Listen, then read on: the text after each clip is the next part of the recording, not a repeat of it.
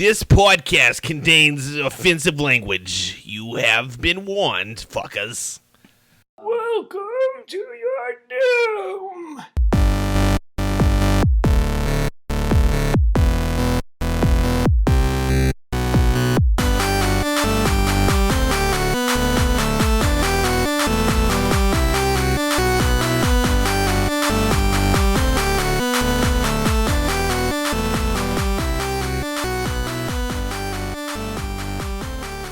Hello, everybody, and welcome to Get Plugged, your weekly podcast for whatever we want to talk about.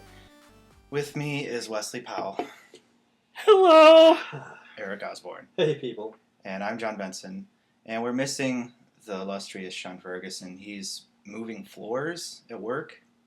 I think he's just moving upstairs or something. So All lame, hands on deck lame. for the work. But he sent in, the equivalent of his presence, an email of whatever he's going to talk about. So whenever you read it, you should read it with Am I reading it? authority. Am I reading the whole thing now, or just I don't the know. I part didn't that even he? see it. Well, There was something he wanted us to mention up front He wants to talk. in regards to Liz Benson. Please. Oh, I remembered her name. That's kind of, I don't know if that's good because she's our number one fan or creepy. No, that was a comment on her not remembering my name. Oh, Okay. she was totally messing I'm gonna with you, keep by the rubbing way. that in. I don't really care, but I'm gonna keep. That's my thing. I can't find the email. Oh, here it is. Sean Ferguson.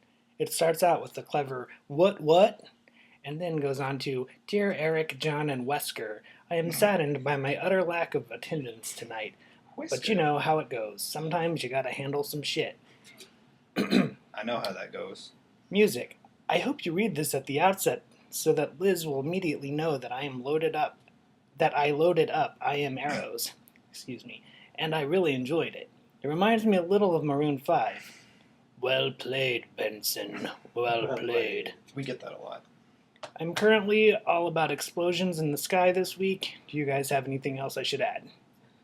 I've got the Billboard Top 200. There's a couple things I want to talk about. I saw you guys listening to that ridiculous, like, Dragon Force-esque metal cover of, like, Batman and Inspector Gadget, right? I saw Sharon Ferguson listening to it on Spotify. No, you didn't listen. You listened to the Batman one, right? Yeah. What was that called?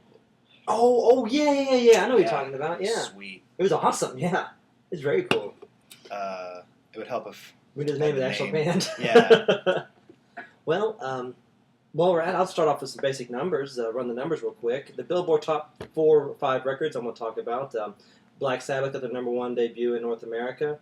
Daft Punk's holding strong at number 2. Justin Timberlake at number 3. And 24/7, the soundtrack, is at number 4.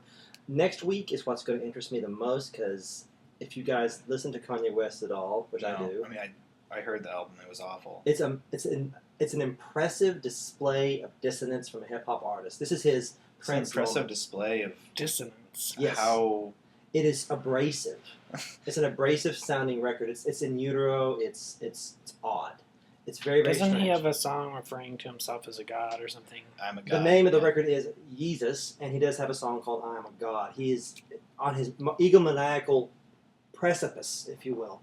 It's a very That's interesting more like record. So if you want to watch a fantastic train wreck of just experimentation and weird production from Daft Punk on half the record, I believe. It's a really impressive sounding thing. I'm not sure how I feel about it musically yet, but the song Black Skinhead really compelled me. Lyrically, it annoys me because it's just Kanye's ego trip. It's completely an ego trip. Yeah, But it's good. the tracks alone are pretty cool, though. You know, I'm too close to it to tell because I couldn't. It was offensive to me. It's misogynist. It's ignorant sounding at times. But it's just such an interesting examination of this person's psyche. It's very raw and unfiltered of this human being. And the production on it is amazingly abrasive.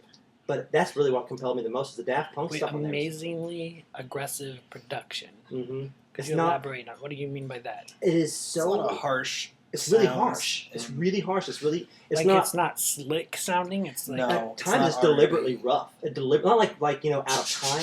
Like like the a sounds have a certain crunchy quality to them. Yeah, it's aggressive. Mhm. interesting. Like deliberately clipping certain wavelengths. It's a really strange sounding record. It'll be number 1 next week. I'm guessing 200,000 or 300,000 copies.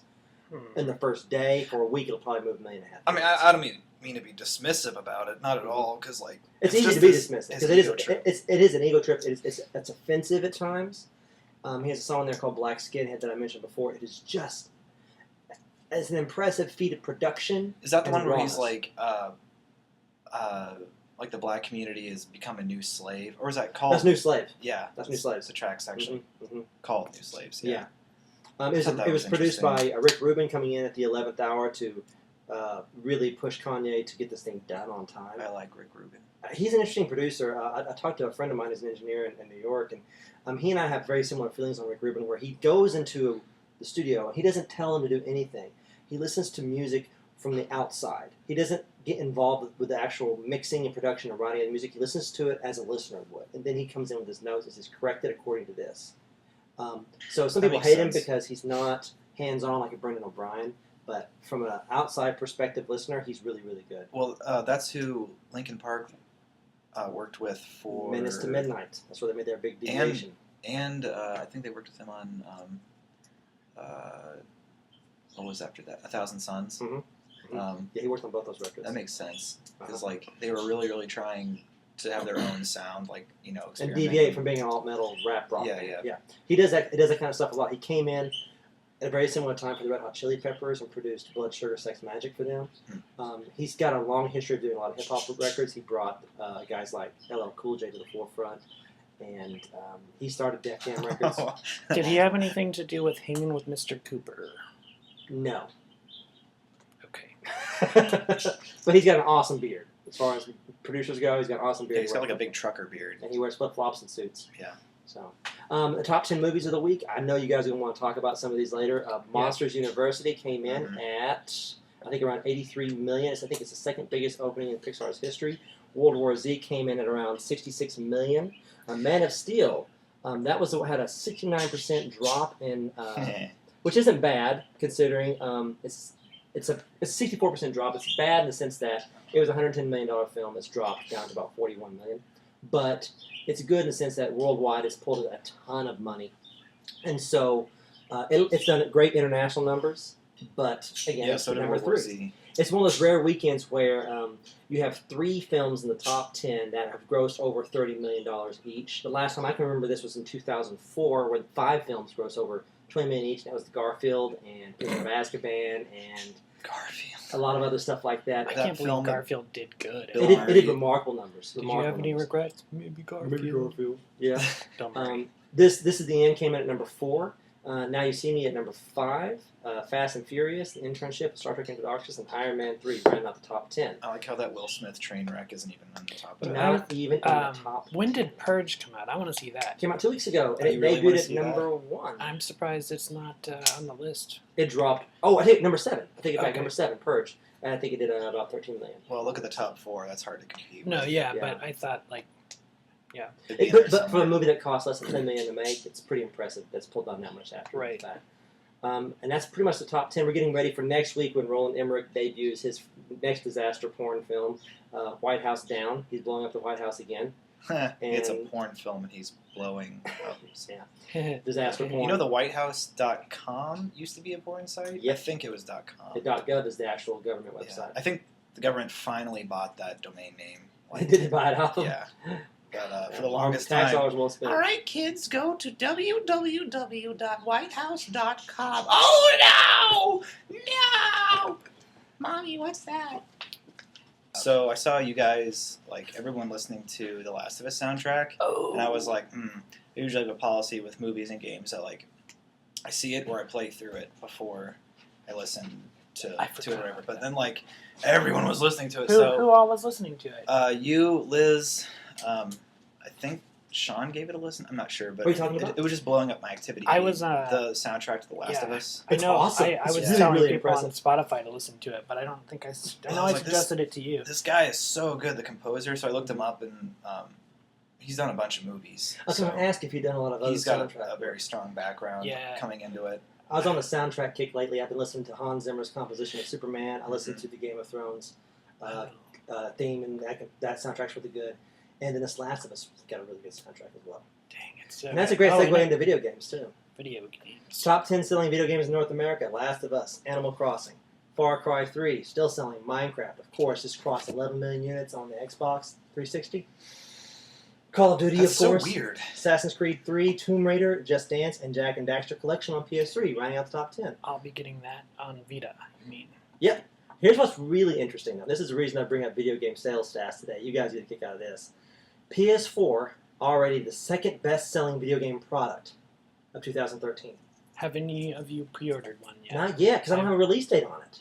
But you can still pre-order. I think it's I supposed know. to be November. 'Cause that's November when the- 13th is very, very probably likely the date. You But can I wasn't probably gonna. bank on I wasn't gonna get it through Amazon. I wasn't sure about Best Buy. I'm or going to GameStop. Best Buy because of their reward zone points. I like the Best Buy Rewards on situation, but I'm not sure that company's going to be around for too much longer. They're doing such. they'll be around long enough for you to use the Yeah. points. They're going to be around until the end of this year.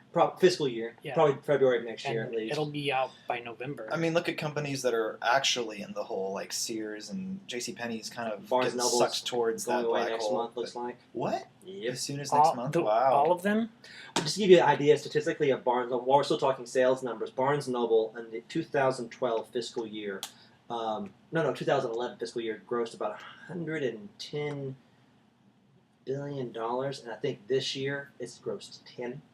Wow. So you're talking about a Frac- over 700%, 800% drop in income and profit. That's sickening. And what's happening is they turned to the Nook to actually salvage its book sales, which is doing really well. But there was a big argument with the Nook going multi-platform. You can download the Nook app on the iPad, on Android devices, and so on and so forth. So it's actually relegated the bookstore itself as being irrelevant. And so the Nook actual tablet sales are going away because people can get the app anywhere they want. And now the bookstores are relevant because they have the Nook app on everything anyway. And so there's going to be the possibility of a sale of the physical stores. They're going to cut them down by at least 80 or 90% across the United States and get rid of the Nook app altogether. If not, the company's going away by the end of probably next month or so. It's funny seeing all these brick and mortar places fall. Like Circuit City was the competitor to Best Buy. They went away like a couple of years ago. Mm-hmm. Borders just shuttered all the windows. And there was a talk for a while that Barnes & Noble was going to buy Borders and Books A Million because they're both part of the same family. Mhm. And it didn't go through, which is fine for Barnes & Noble. It didn't hurt them, but they still, being the solitary large chain bookstore in North America, still can't make a profit. That sucks.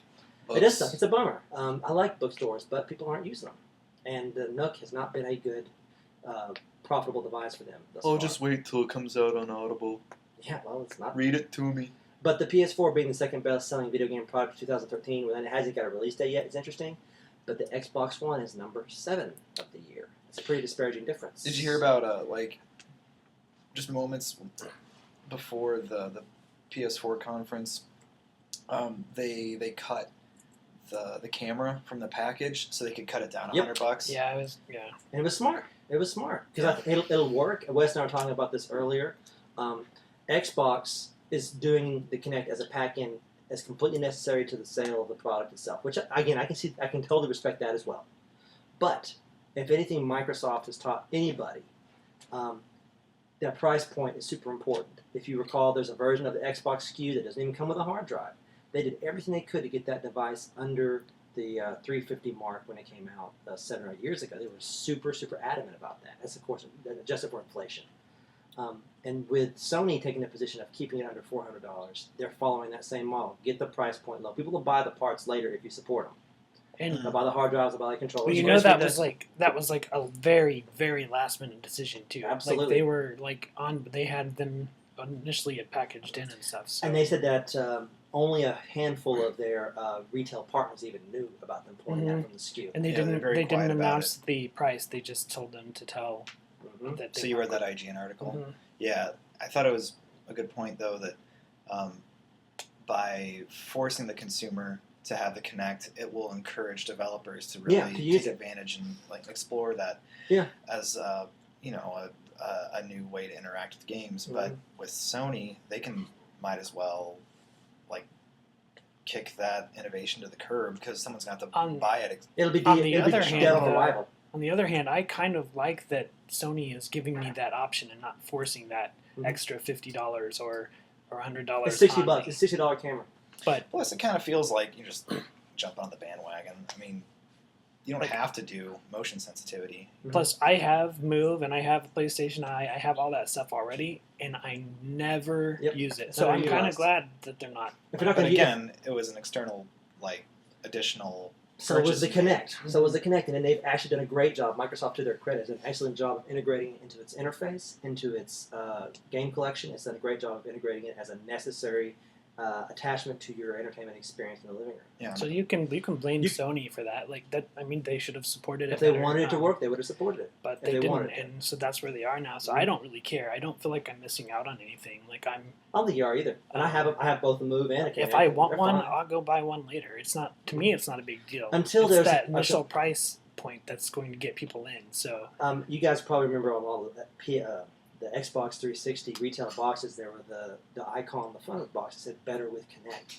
and that was for games like Mass Effect 3, where you basically were using it as a interface for voice commands and that kind of stuff. I think these are fine ideas for an iToy or a PS4 camera or the new Kinect. I think Could these you are fine wear a ideas. headset and do the commands that way? Absolutely. The Okay, reason that I most want to yell at my TV. it's not even a hardware issue. The reason it's people are using the Kinect voice functionality is because this is getting really technical for you guys. So if it's boring, cut it out.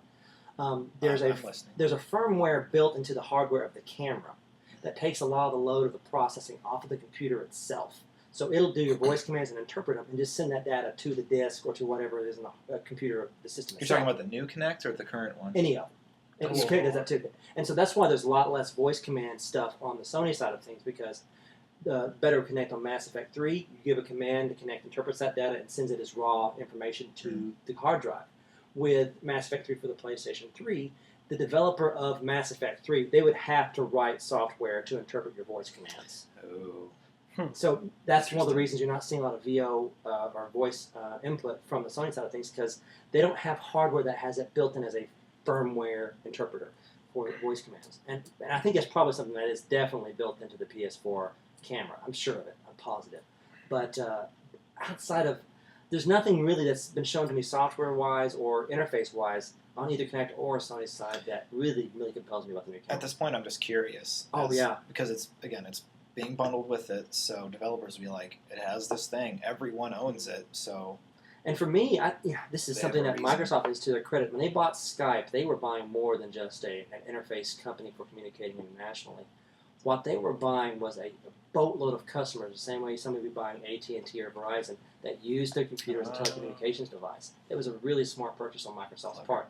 And much like, I wouldn't be surprised, much like in the same way Microsoft is buying Sony's Blu-ray technology, I wouldn't be surprised if Sony buys Microsoft's Skype software technology. I well, think they they- like. I Just mean, kind of Sony offers trading Skype. checks. but not on their hardware, not at this juncture. You mean like as Like an my app you can Vita? download? It's on the Vita, but it's not on the PS3 or the PS4 yet. So then, how did they get it on the Vita? I don't know. They had it on the PSP Go as well. So And I'm- Probably just bought rights. just buy the license. Yeah, so they licensed it out for portable devices. Maybe they weren't interested in putting it on the PS3 because it's not with an automatic Mhm. camera being there, but your Vita always has a camera Ah, there. that's a good you know point. what's funny is I took my PlayStation 4 camera, I used it as a Skype camera on my computer more than I ever used it on my PS3. So it's a fantastic piece of hardware, especially considering how old the actual architecture is. But enough about the technical stuff. The last thing I'm going to mention, in comics, Catwoman has died. Yay, When Halle did I- Berry. Shot. I Last missed this. month. Wow. I Is that know. her ninth life? But I'm saying it is an apparent death. She was shot. There's also a lot of women running around in Catwoman costumes. It was a story written by Jeff Johns, I believe. I haven't read it. It was something that is interesting because we have the annual prominent comic book character death to move copies and sell comics. Last year, who was it? Well, Robin just died recently. Oh. Oh yeah, Robin They've died killed recently. so many Robins. And this Oh, is Robin kidding. number 4. Yeah, but Tim Drake was Robin's awesome. Tim Drake, just yeah. dropping dead. Yeah, so we got Left and another right. Robin, now a Catwoman. Splat. So the death in the family storyline seems to be continuing. Yeah, in who Batman. was? Last year was Captain America, the That Bucky was Barnes version. I'm just saying, there's a prominent character dies every year or two every year in the big two universes. So I was just going to mention that. It's worth mentioning. I feel like we're leaving out somebody. No, big. no. Now I feel like I know what you're talking about. Was it Superman? Superman died in 1992. That was under the Dan Jurgens era. one of the best-selling I think it was the number one selling comic book of No, all but time. now it's itching. Like, Well, I know I you're mean, talking because it was on Batman the was- radio. It was like they're killing this character. They killed the ultimate version of Peter Parker. That's- the Marvel That's comic. probably what I'm Yes, thinking that's of. it. Mm-hmm. Yep. Mm-hmm. They replaced him with a Hispanic black kid. And now in the regular Marvel universe, he's am a Spider-Man. What's that? now in the regular Marvel universe, he's been replaced by Dr. Octopus. It's been a lot of Spider-Man deaths lately. Right. So, again, prominent deaths in comics happen a lot. It's just a matter of getting people's attention. I hear it's a pretty good story. I do not care, but it's worth mentioning all the time. Yeah, It's significant. It's a big story. I just don't want to engage this one. I engaged some of the other ones. And I even gave the Spider-Man Doc Ock stuff a chance because it's interesting. I read the first few issues. I'm ready for it to be over. Yeah, that's kind of how I felt too. What did you think of the Joe Mad versions of Wolverine? What's good? I honestly haven't read it. I just look at the pictures. I haven't. Pretty Like, I pictures. plan on reading it. I don't know what's kept me from reading it. I have that, and I have that Superman Unchained. This little thing called The Last of Us, probably. Well, actually, I've been playing more Fuse than The Last of Us, but Wow.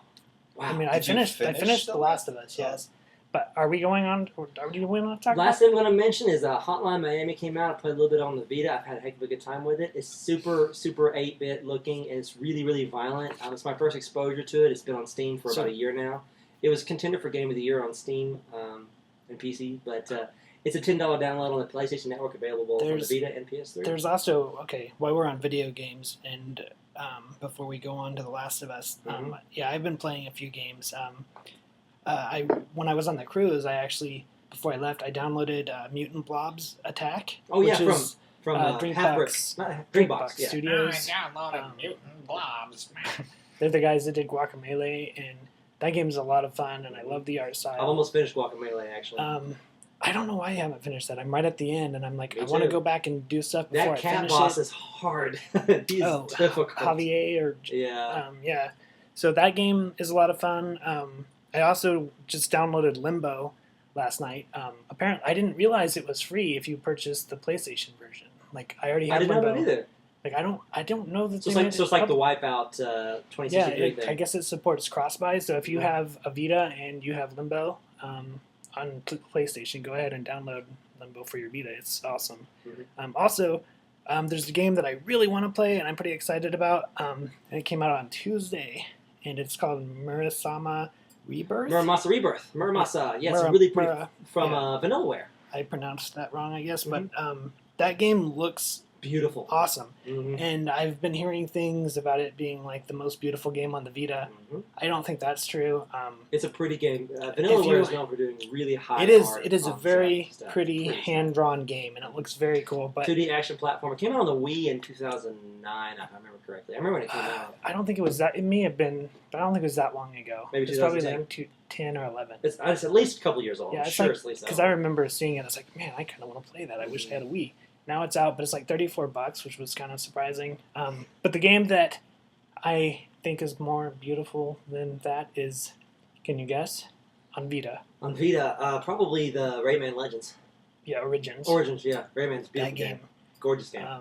Is so good looking, and it's all hand-drawn sprites and backgrounds and stuff. But anyway, I'm really excited about that game, and I'm probably going to get it sometime next week. Is it a full retail $40 download, or is it a $35 download, It's or is it a a $20 thing? $35, $34.95 or I whatever. almost bought it the other day. I was like, man, I can't spend any money. I got to finish all the games I bought already. But I will be getting that one because. Yeah. But what I guess it's an action RPG, but it's a side-scrolling. It's action sort of RPG. like taking some of the elements from like a Metroidvania type game without opening up. It's sort of, I guess I compare it to something like Guacamelee. That's how. Yeah, but I guess so. I wouldn't have considered it an RPG, but I guess with the leveling up and I guess acquiring new powers and that kind of stuff. So I'm pretty excited about that. Pretty. I'm gonna probably pick it up this weekend. And what's that game they're coming out with? Dragon's Quest or whatever, the Oh. Vanillaware game.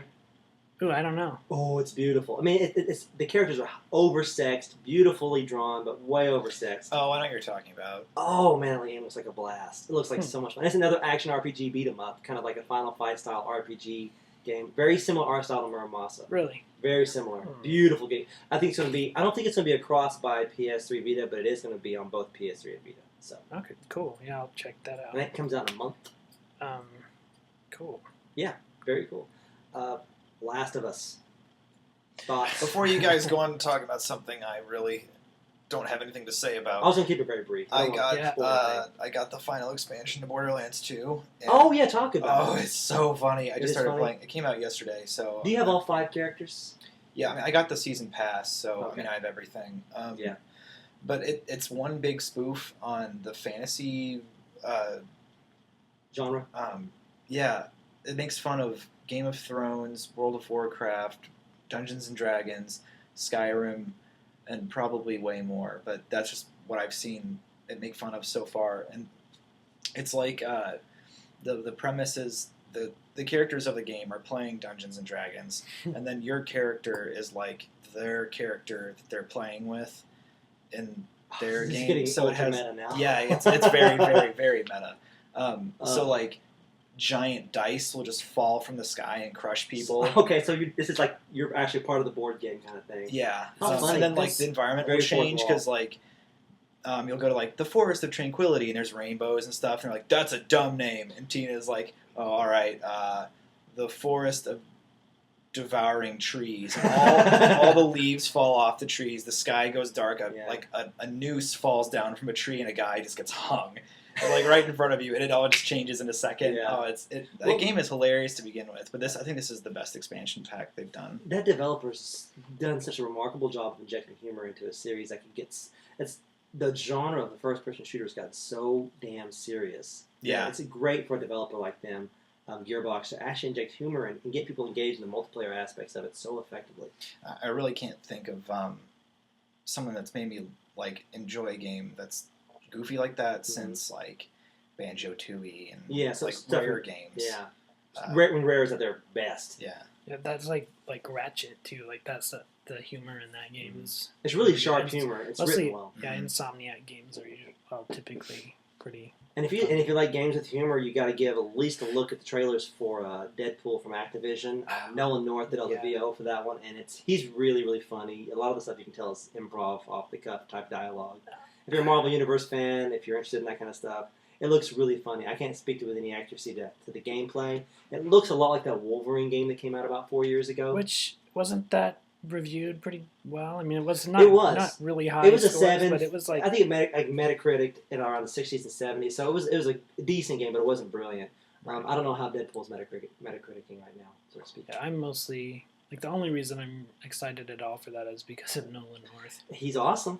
He's awesome. and that goes back. My to 2 favorite games of the year have been Troy Baker games with Bioshock Infinite and Who was he? And was he the main Booker, guy? main guy. And So, he's gonna win Game of the Year. one way or the other, Troy Baker's going to get it. So, Wow. yeah, he's had a really good run. I won't speak too much about The Last of Us. I'll just say that right now, it is my favorite video game story of all time. Sean had something to say about The Last of Us. By proxy.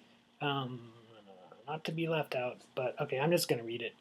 I purchased The Last of Us and headed over to my friend's house in his PS3. It's an incredible experience. Sneaking through a dark sub-level station surrounded by clickers is terrifying. Mm-hmm. After playing that for a few hours, World War Z just couldn't compare. Mm-hmm. This game may have shifted me into a PS4 frame of mind. Mm-hmm. Naughty Dog is a fantastic developer. At first, when you were talking about it, I said I don't think the stealth's going to be as deep as Metal Gear. I take it back. The stealth mechanics are simpler than Metal Gear, but the level design It's is immersive. super It's sophisticated. so immersive. Hold on, let me finish. Go. That being said, I do feel the shooting controls are not as smooth or tightly controlled as they might be in the 360. It feels loose and erratic in places, which is how I felt about Uncharted as well. I would agree to that. I can get over that because the rest of the experience in The Last of Us is so good, but I hope the PS4 fixes those issues for me. So on that note, I'm curious because it seems like he hasn't played very far into the game. Mhm. So I don't know if he's aware that you can upgrade your weapons in that. You And kick back on the your gun. sway on your gun, you can reduce that amount, and like No, it gets. I think he means like if you swipe your thumbstick, you just kind of jump in a direction, and it's not oh the yeah. mechanics aren't.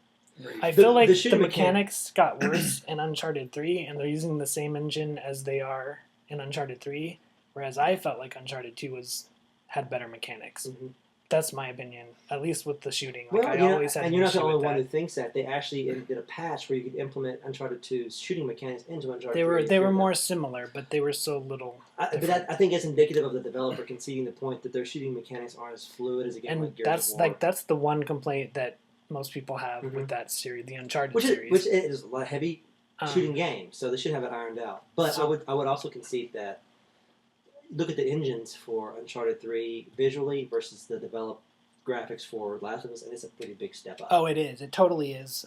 It just seems like they had an extra year or two to work on it. Like as far as the detail and Beautiful. the level Beautiful game. sizes. That was one thing too. Just the size of the levels and the amount of exploration Yep. that you could do in The Last of Us compared to getting Uncharted Broader and broader as the game um, progresses. was really cool, but at some points could be overwhelming. There's one thing I wanted to ask you about. Please. The map This maker who got really mad at him. Oh well, that was I I have meant an to. interesting story Yeah, about that. That's for design nerds Boston. too. I forgot to mention that. But so, Sean, close your ears for about maybe 4 or 5 minutes. Maybe not that long. Well, Probably not that long. let's do 30 seconds. Okay. Spoiler. 30 seconds starting 3, 2, 1, go. So there's this part with the card key. Do you remember what I'm talking about? Mm-hmm. I'm gonna try not to do any spoilers, but that scared the shit out of me. Because he came out from the basement. There was this sense of like not having, you just didn't know where to go. Yeah. And I didn't know what to do, and I had no ammo, and I had like a shit ton of monsters like just surrounding me, and I was getting so frustrated that I wanted to throw my controller down. Yeah. I was so scared. Curl up in a little ball. I just wanted did that part freak you the fuck out? I didn't even get killed on that part. I really didn't. Really? I got on the. I looked out because I found the key card on the first floor. I was like, this must go somewhere later on. And so whenever that John Fricker guy came out, Man, I played that part for a good 30 minutes, and every Yeah. time I was just like, I don't want Did you to try have to to fight do this again. I tried it first. I tried running, then I Yeah. I didn't know where I was going. I didn't fight him. I was like, fuck that, up the stairs, see it. Man, It's like that part in Dead Space whenever you can't kill the thing. Oh, yeah, just its don't even legs try. keep regenerating. You have to Yeah. get in the cryo chamber. Yeah. So that moment was very Dead Space-like. West Virginia, a really cool moment from that game. It's very Dead Space-like. there, I'm gonna try not to spoil anything here, but so when the ending, this is my I'm trying to spoil I'm not going the to- ending. I'm not going to say anything about the ending other than when it happened, I didn't know it had happened, Like The Sopranos. and that bugged like Yeah. And here's the thing, and I'm not even going to say you're wrong because you're like, wait, is that it? that's how I It's felt. very Soprano-esque. I would say that. It's not that it leaves you wondering if the characters existed. It's not like that. It's one of those things where it's a very Cormac McCarthy ending where the consequences of the arc and the plot are not literal. They are character-based. They're all about analyzing the characters' evolution more than the events that occurred to them, which is a very high-minded, high-concept ending. I'm impressed they even tried to do it. I was disappointed with the ending personally. I didn't like the route they chose. I felt like they did a very Naughty Dog-esque, or they made a very Naughty Dog-esque choice, although it is You still Naughty didn't Dog. finish Infinite, did you?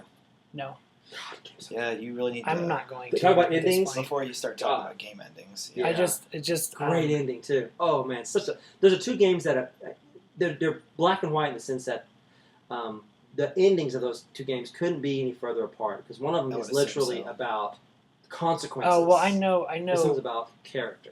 I know a little bit about the ending because I cheated and looked. Look, I mean, if you're not gonna finish the game, it's fantastic. I won. No, Fantastic. I can't even say that. That might spoil something. I'll just Yeah. say I wasn't satisfied with the ending, but it didn't detract from Your experience of the my game. experience with the game. Well, The game was. That's like you skipped all this the cinematics of it and the like seeing No, it not experience. Infinite. Not Infinite. I'm talking about The Last of Us. Oh, okay, never mind. I Well, can't. that I can't too. speak to Infinite. I just. And there's a lot of character arc. Your relationship with Elizabeth develops in much the same way that your relationship with Ellie develops. I do have. It's really significant to the character and to the player. I heard that compared a really funny way. I think it was on Rebel FM, but they were like, the difference is that Elizabeth is like, it's not good to kill people. I'm a pacifist. Here's some Here's ammo. some ammo. Yeah, yeah, and that's one of those times where the mechanics of the game design do not correlate with the essence of the character. Yeah. But Last of Us, there are no moments like that. Hmm. From a game design standpoint, the puzzles are really well integrated into the environment. They're not like, find this combination. Blah, blah, blah. It's It not that doesn't little- pull your head out of the game. Right, and the same thing For for the some character mechanic. itself. Like, she never does anything like, how dare you kill people? And she stabs somebody whenever the villains arrive. It doesn't happen like that. Everything is well integrated from a design standpoint. It just impressed me to no end. Do you want another Last of Us? I game? would like another Last of Us without those characters. I want that universe to continue, much akin to something like The Walking Dead. Robert Kirkman's created a universe that's strong enough to exist without Rick and his son and the family. I think that this universe, with this type of, quote, zombie, is a strong enough world to explore. We can take a look at the formation of the Fireflies. We can take a look at survivors on the other side of the globe in Japan. I'd like to But see that- how that kind of stuff. See, I don't want another Last of Us game. You don't? And I was thinking about this because last week, I love the stealth I said mechanics. It's so well I done. remember we were talking about like playing through scary games, and like I was like, I'll play through it multiple times, and I don't know that I want to. Like after I that beat sense the of game, dread. I was just like, man, that was a really awesome experience, and I haven't been able to get myself to start another playthrough. But to your previous point about it's more about the journey of the character than The plot. the universe. Plotting around versus it. character from a writer's standpoint. If they did a sequel, maybe there would be a concern about them focusing on that universe and what's going on around instead How would of it affect- developing another strong, Mhm. character you would latch on. You to. could. There's a way I won't, without giving anything away about the ending. There's a way that some of the characters could be explored further. There is a way to do that. They've created a vast enough fabric of I want characterization that they can explore. I further. want them to do something else. I want them Oh, to just. absolutely. I want them done. I want that to be a standalone game. I think it. But forget it. It sold 1.5 million copies almost in its first week. It actually debuted higher than Uncharted 2 did. If they do another one, I want it to be 5 years from now. I want it a long time. I was It'll be at least 3 years. at least 3 years. It'll be at because- least that long because you take a look at the development cycle from system launch to system launch. Well, It takes that much time to turn around a game. and even if they've already said that they're going to be Platform. using the same engine that they've already used for Uncharted 3 and The Last of Us to segue into the next into the generation. next generation. Mhm. Here's my other question: which franchise, if turns out to be a franchise, do you like Uncharted or The Last of Us better? There's no beating the story in The Last of Us, but it's not designed to be a franchise. It's not that Right. design. It's not that template. It's a Okay, character well, story. so which one? Which one do you like better?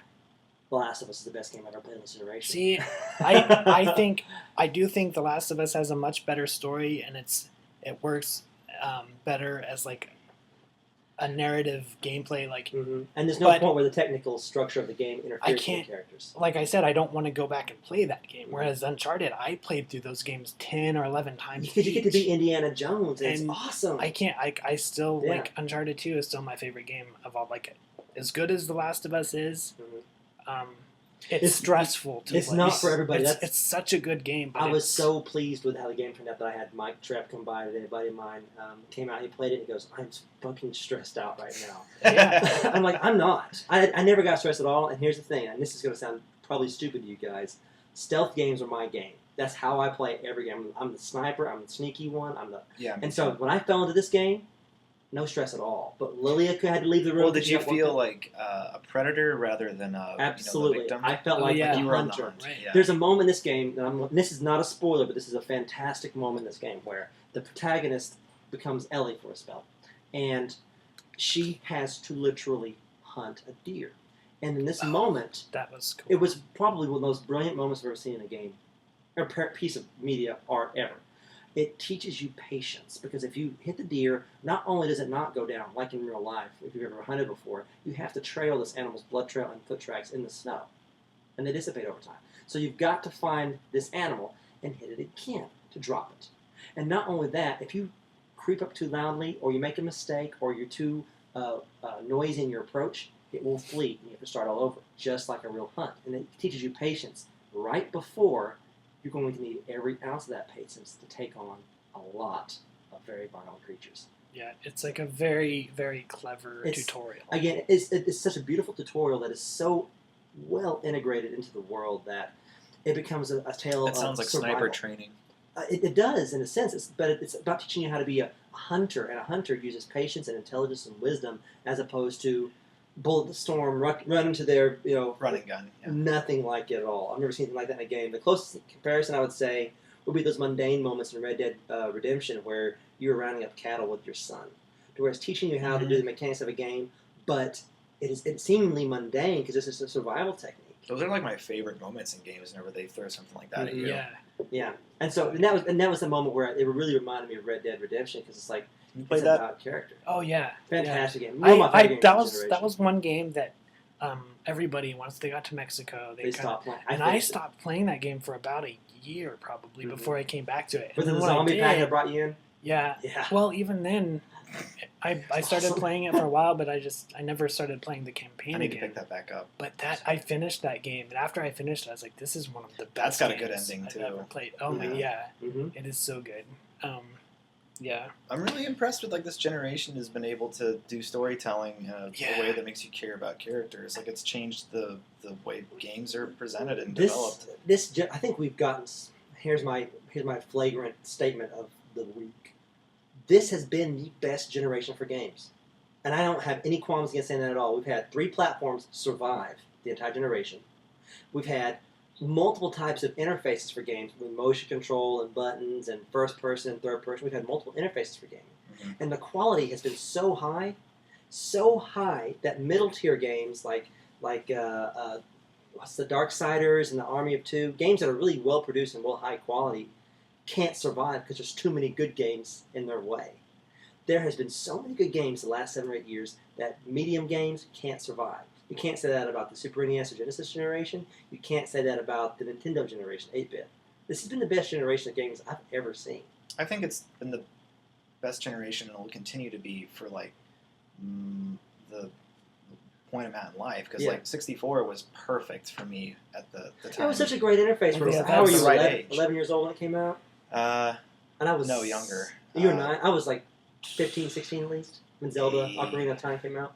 I was about 8. Okay, so you were really, but you know that 3-handled controller from N64, it was such a great tactile sensation to grab your first analog controller, the first one on the market. Period. But I would say that with N64, as good as the system as it was, the games were $90 a piece at times. There was 2 or 3 good games a year on the N64, and there were good games, but there were only But 3 or 4 at that best. point, yeah, like I but still had he's- my imagination at that Yeah. point. So Diddy Kong Racing and Star Fox were the first 2 games I had. You could do worse, for But sure. also, They're glowing in my memory. Yeah. when he was that's why, like he said, at that age for him. Right. So, like at that age, he probably wasn't dumb buying. for He, you. he bought what? How many? Maybe 1 or 2 games a year from your parents. Something like that. Yeah. Yeah. So I mean, it didn't really matter that there weren't a ton of good games as long as there were a few good games. You know? But conversely, during that same generation on the PlayStation 1 and the Sega Saturn, and going into the Dreamcast generation, there were a proliferation of games in CD format that were just coming out. That was really when 3D Well- gaming came into its stride. the media, the CDs held more, and they were cheaper to produce. Cheaper too. to I produce, think held that- more data. People forget the huge jump that happened with the CD input format because people started buying memory cards, so more games were utilizing the save format than they were with cartridges. That's 1, and 2. Soundtracks turned fantastic. They were beautiful and orchestral all of a sudden. We didn't even know what to do about it. It was amazing. It was an amazing time to be a gamer in 32-bit generation. And seeing some like Resident Evil and those kind of games coming out for the first time, fantastic games. I learned the Moonlight Sonata because of Resident Evil. Oh man, that game had one of the most infuriating puzzles on earth with that chemical mixing puzzle at the 3/4 mark of the game. Oh, yeah. I hated it. I hated it so much. There's this puzzle in the cave where it's actually a really old You know about the Like recent puzzle. the cave came out 2 weeks Yeah, ago, yeah, months ago. Did you- XBLA game. Did you finish it?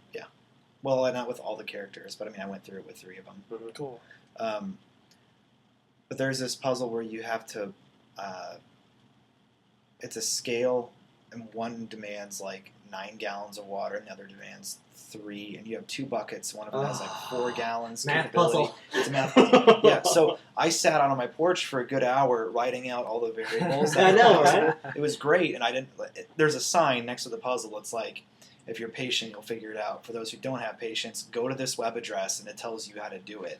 Like, Back in 8-bit days, in the 16-bit days, no web address for you. no web address. You would hope next month's EGM or gaming forum or whatever, you would hope it would be in the back with the tips and tricks. And if it wasn't, you just got the high hard one right up the old bunghole because you didn't know how to get past it.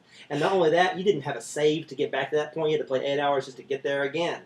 It was tough, man. It was a lot of fun. And people who play this generation's game, memory cards were so rare on the 8-bit days. The first game I remember using it was Legend of Zelda on the NES. And in Chrono Trigger on the There was Super a Nintendo. memory card for the Nintendo? Well, it was built into the cartridge. I missed the lack of ability to save because 64 always let you save. Always. And it had memory cards that went into the controllers. I remember that. Oh yeah, I never bought one. You could either use a memory card or a rumble pack on the N64. And they were the first guys to do a vibration in a video game with GoldenEye 64. It was a good generation. It was a really good generation. But this generation has been so damn good that even licensed games like Batman have been amazing. Boy, I forgot about those days where it was like The Finding Activision days Nemo for PlayStation 2. Oh god, that sucked. But even movies now are better. Like as far as like getting really nice scores and stuff compared to like movies that we watched in the '80s and just like quality. I would say the quality 70s were the control. best generation for film, though, because right now we're in a period of a lot of sequelizing and a lot of Well, reiteration. But I'm just saying, as far as advancement goes, like with games, like now we have, we can make bigger games. We can have all the stuff that we do in We movies. can do Like, world building. basically, we're making interactive movies at this point. And I had a friend in New York who was telling me that he thinks The Last of Us is the precipice of interactive film. I had an amazing segue from Last of Us to World War Z. Go. Let's just it jump sort of into it, 'cause faded I wanna a talk little about bit. film. Before we go into movies, we should probably take a break, if that's okay. Yeah, it's your time. Because I need to take a break. Okay. You know what I mean? So on that, we're gonna take a break. We'll be right back.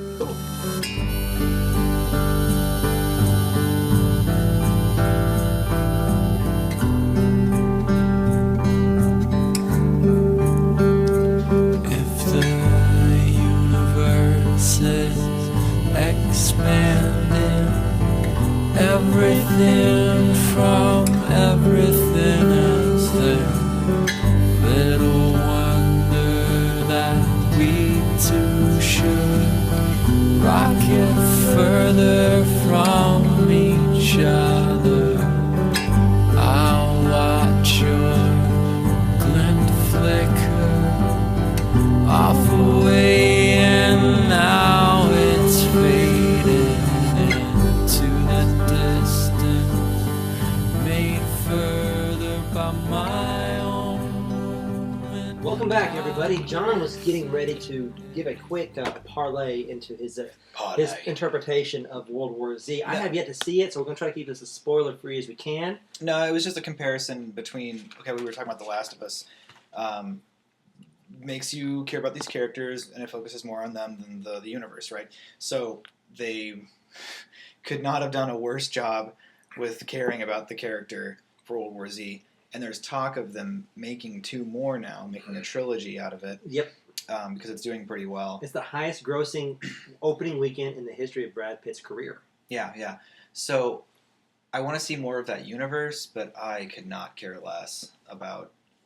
And what makes matters worse is that the ending got changed, and I didn't realize how far back in the movie they considered the ending. It's more like the last third of the movie was changed, and what it used to be.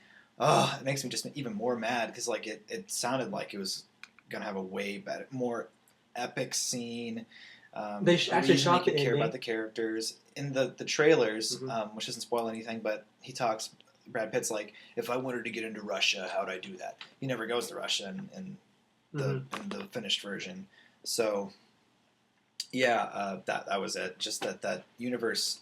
I want more. I can't speak with any degree of expertise, but the film got a lot of negative buzz about a year ago among movie pundits because they had to do so many reshoots and re-edits of the film. It's really common for major films like this, tentpole films that cost $100 million plus, for them to have test audiences, and their original ending was testing remarkably badly. They were saying that this script was so flawed that they brought in David Lindelof to help doctor the script, and as we know, Sean is a huge Lindelof Why fan. was it flawed? But anyway, I can't speak with any degree of expertise about a film I haven't even seen, but I can say that this sounds a lot like the I Am Legend situation with Will Smith.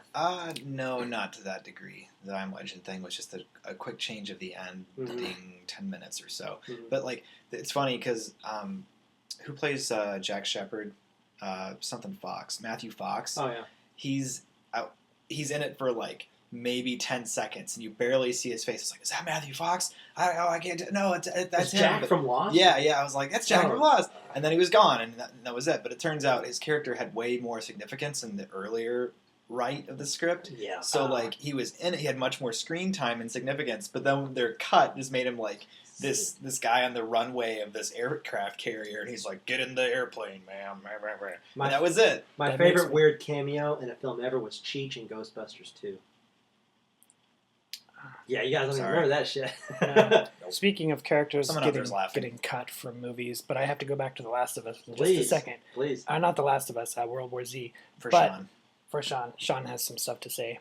Mary Jane getting cut out of Spider-Man 2. Have you heard this? Yes. Okay, I I just haven't. thought that was... I haven't. They apparently they've been filming and they had some scenes with Mary Jane and Oh, you're talking about the Amazing Spider-Man, the Amazing... Yeah, I'm sorry. Okay. The Amazing Spider-Man. The Mark Webb rendition of Spider-Man. the Pretty Boy Um, version. Yeah. They've decided to cut Pretty all boy of her hipster. scenes. Skinny and jeans, skateboard. apparently she is going to also be recast in the next film. That's interesting. Yeah. So... Was it- Um, Who was Emma it for Watson. Emma Watson. She's not Mary Jane, though. She's No. Oh, she wasn't? no, she's She the was, blonde. What's her The name? trailers made it out to God. Well, she's the romantic lead. Spider-Man's first Gwen- love. Gwen Gwen Stacy. Stacy. be. Oh. But as any comic book fan knows, the I never arc even of Gwen saw it. Stacy is a tragic one. It was the first death outside of Uncle Ben in Peter Parker's life. Was when Huh. Gwen Stacy was killed by the Green Goblin. That's not a spoiler. That's literally a 40-year-old Yeah. plot I point. mean, So, yeah, which Gwen. they didn't make in the original. But it didn't happen in the Amazing Spider-Man film directed by Mark Webb last summer. But we know that character arc is coming. In fact, Emma Watson has been even interviewed about that very situation. She thinks it's very... That's really what appealed to her, was she's going to be doing a character in a superhero film that's going to be a very tragic character, apparently. But back to World War Z, Sean had some stuff to say, but first, I'll just read his response. Ahem. Oh, and he doesn't mention it here, but he had the funniest response to that movie, and I know I already said it to you guys, but Don't say it yet. all right. So, finally saw Iron Man 3. I loved it. I thought it was way better than Iron Man 2, and honestly, I felt it was the perfect amount of Stark suit ratio. I did too. I could easily enjoy another Iron Man film just like that. Me too. I don't think I had any of the problems Wes had with the film, but perhaps knowing in advance of what they were may have influenced that. I have now seen Man of Steel 4 times. Sean and I are almost Wow. simpatico on that film. We got one big problem with that. But go ahead. I haven't I- seen it yet. I have also watched the other Superman films since then and can honestly say this is the best one I have ever seen. Before I go on, with Sean's email here, Mhm. I watched this, what's his name? Zach Landis? Is that his name? You watched the Chronicle director's Oh man, interpretation of that Superman was and Man of Steel. he made some really good points though, where he was talking about all like people are blowing up about him.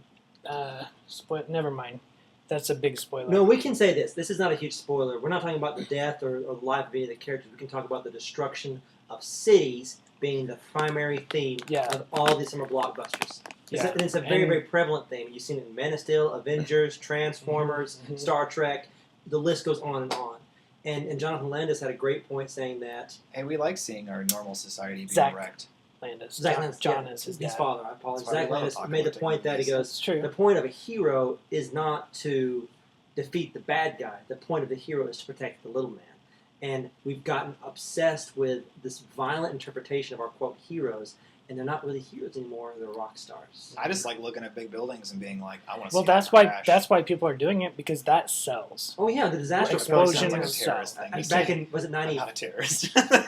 Was it 94 or 95? Independence Day, ID4 came out, and people were just blown away by the fact that the White House getting its complete Mhm. destruction. And Now it's just like people are used to it. If we don't It's sit down- expected. if the White House doesn't get blown up, I'm surprised. what? Yeah, what was it? Olympus has fallen, and White House down. does it blow up Almost in both of those? mirroring the same plot, So- where this wannabe Secret Service agent can't get the job, and suddenly he's the Wah. only man for the job. And it's the same plot in both the Gerard Butler film and the Channing Tatum film. Same plot to the point. So now that I have derailed myself from reading Sean's message, I'm going to continue on with Sean. And here Sean is. I watched World War Z. Meh. Meh. It's a PG-13 imitation of 28 Days Later. Mm-hmm. Yes. The twist at the end is pretty ridiculous. Yeah, I know, it's a zombie movie, but seriously, a virus that infects people kills... I don't know He it. kind of spoils it a little. I don't know it. Not really. But Don't say it. I don't know it. I haven't seen it yet. Mm, he does. okay, Don't. I'll just skip that. Basically, he doesn't like how the virus makes them operate. Okay, then don't say it. Because they're, by all means, they are undead in it. The virus kills them, then takes over their body, makes them act completely inhuman, Mhm. and then their weakness is something that would seem logical of a sentient being. So, Oh, okay. I'll end with So him it's a sci-fi saying- film more than it is a zombie film. not quite. I mean, they still try and keep it on like a biological level, but nothing like, oh, it has feelings, kind of like the I Am Legend alternate ending. Not like that. Not like that. They're not. It's not like, oh, they really feel. We're the monsters to them. But Gasp. that's the You real. know. That's the real Matheson, Richard Matheson in the book. But that was actually a cool. That's a cool ending. Yeah. I Because liked where that. I Am Legend, because he is the last man, he's actually the monster. I think it's the cool ending, but here or there. Sean ends with this. Lindelof strikes again. And his summation of the Lindelof. film was Yeah, it was just World War Z. World War Z. Yeah. Again, I hear it's more of a what do you call it? A thriller than it is a horror film. No gore. Just There's lots of some action. tense moments. I mean, like they do a really good job of street level panic. Mhm. My biggest disappointment was just the name has World War in it. I want to see there's the no world. world falling apart. Mhm. Like at one moment, they're on this aircraft carrier all the military is retreated to, and they're like, "What if we go to India? Oh, India's a black hole. We can't go Let's there." go there. Yeah, I'm like, yeah, let's see some of that. Let's see like 3 billion people just going crazy. All right. No. You know, and never here's see the thing. I think there's going to be a lot of apologists out there for this film because I hear it's a pretty decent thriller, but not a very good horror film. You know, Yeah, this definitely. film is definitely written as a trilogy, at least from the impetus from the writer's perspective. I really hope we don't see any more precedent of, well, we didn't get to see it in this film, we'll get to catch it in the next film. Because that happened with the Terminator films, it happened with a lot of really prominent franchises where we'll get that big part you wanted to see, we'll get it in the next film. Now, you get it now, or I'm not buying the next ticket. That's how I felt about I mean, a lot okay, of so in them. the book, there's a part that's like, I don't remember what it's called, but basically it's just this constant onslaught, just wave after wave after wave of zombies. Mhm. And the way the military figures out how to combat this is to, they refresh their soldiers in rows. So like, if one starts to get tired, they Colonial warfare. Yeah, and then they take their time with their shots, go for headshots, and the zombies are slow in the book. Mhm. So like, but that wouldn't work with this movie model Mhm. unless they go with what was gonna be a point in the version they didn't end up using for World War Z, but like in Russia, Mhm. the thing was that like the cold slows them down. So maybe they'll change it up for that. If they're going to make that scene, like make it somewhere where it's cold, so Right. they can do that I same think that's a really tactic. cool where they're actually addressing the biological nature of these creatures to where, hey, icy conditions actually give us a tactical advantage. These are things that are worth exploring. That was the thing about the Max Brooks novel, which Max Brooks, I just recently found out is actually the son of Mel Brooks. Did you guys know that? No. Yeah, they're great. That's I think weird. I'd Um, heard that. The Max Brooks novel actually had a blast just exploring the tactical situations you would explore in this type of environment. It's like, well, why not think about that? This is a film to do that I gotta because pick this book And up. he Yeah. also wrote the Zombie Survival Guide. Mhm. Yeah. That's where I actually had heard. Is that the book that's like zombie plus fire does not equal dead zombie, but equals zombie on fire? I just remember buying I how don't know. it tells you what kind of survival pack you should have, how long it should last, and that kind of stuff. It's a Best- really fun book. Best weapon to use. Yeah, like- something that doesn't require ammo, something that's durable, blah blah blah. It's a really fun little, and it came out about 8 or 9 years ago. It's been out for a while. yeah. Back at Barnes and Nobles where I last saw it on the shelves. So, Yeah. so World War Z, middling, not brilliant. It just sort of falls out, ironically, timing wise, at the same time as The Last of Us, which is really, really taking the zombie genre and That's- putting it on its head in terms of the science of it. It's not even a zombie film because eventually, things that aren't talked about in the game very much, is eventually everybody who's infected with a virus drops dead. There's going to come a point where everybody who's infected with the spores, if your body has spores in it, will exhaust itself. It's funny because like I can't think of zombies ever again as plausible. Like completely 100%, it's not possible because my ex pointed out that like everything that's living requires. Water, No, oxygen. it's an enzyme that allows like electricity basically to move through you or energy, and then if you die, like your body stops producing it, and there's no way for like you even to move. And I can see how a game like theoretically, The So Last that's of why I Us, love The Last of Us because it right? doesn't you're not dead. Yeah. Mhm. These aren't dead. It They're just uses you parasitic. up. Yeah, it uses you up like a parasite. Mhm. I think as far as a premise for a zombie film, I mean, this, after reading about cordyceps and the promotional material for the game after it came out so long ago, or the promotional material, I should say, I can't believe people haven't thought of this before. It's so brilliant. I thought it was so brilliant. It's a great spin on a zombie type of genre. I mean, they did that for 28 Days Later, right? They were like, There was rage. We- Rage virus was rabies, we essentially. waited for weeks and they Yeah. all starved, and it Mhm. shows like them just like basically skeletons Mhm. starving out on a road. hmm I mean, that's fine because I mean they're still alive. Right. They're exploring that. They're exploring the science behind it. Which that's one of my top zombie movies. I think of all time. 28 Weeks Later was an underrated zombie film. 28 weeks. I think Oh, 28 it Days was Later good. is awesome. 28 Days Later was better, but Oh, yeah, 28 it's a better Weeks film. Later was Weeks was fine. Weeks is was- overlooked It a was lot. good. It gets overlooked. It was really pretty good. It was just the American version because Days was a British film, and so Uh, it wasn't targeted towards well, American it was- audiences. it was. I mean, it was a British film. It was so- an American finance film too. It was a British directed film, and it was Right, shot in but- Britain, but it was American finance. But like from like the script and approach to it Mhm. was not American in the sense of like gratuitous violence and whatever. But the second one was. That's why there's You, like think, the you, think it, helicopter. you think it was more thing. Western Yes. American appeal?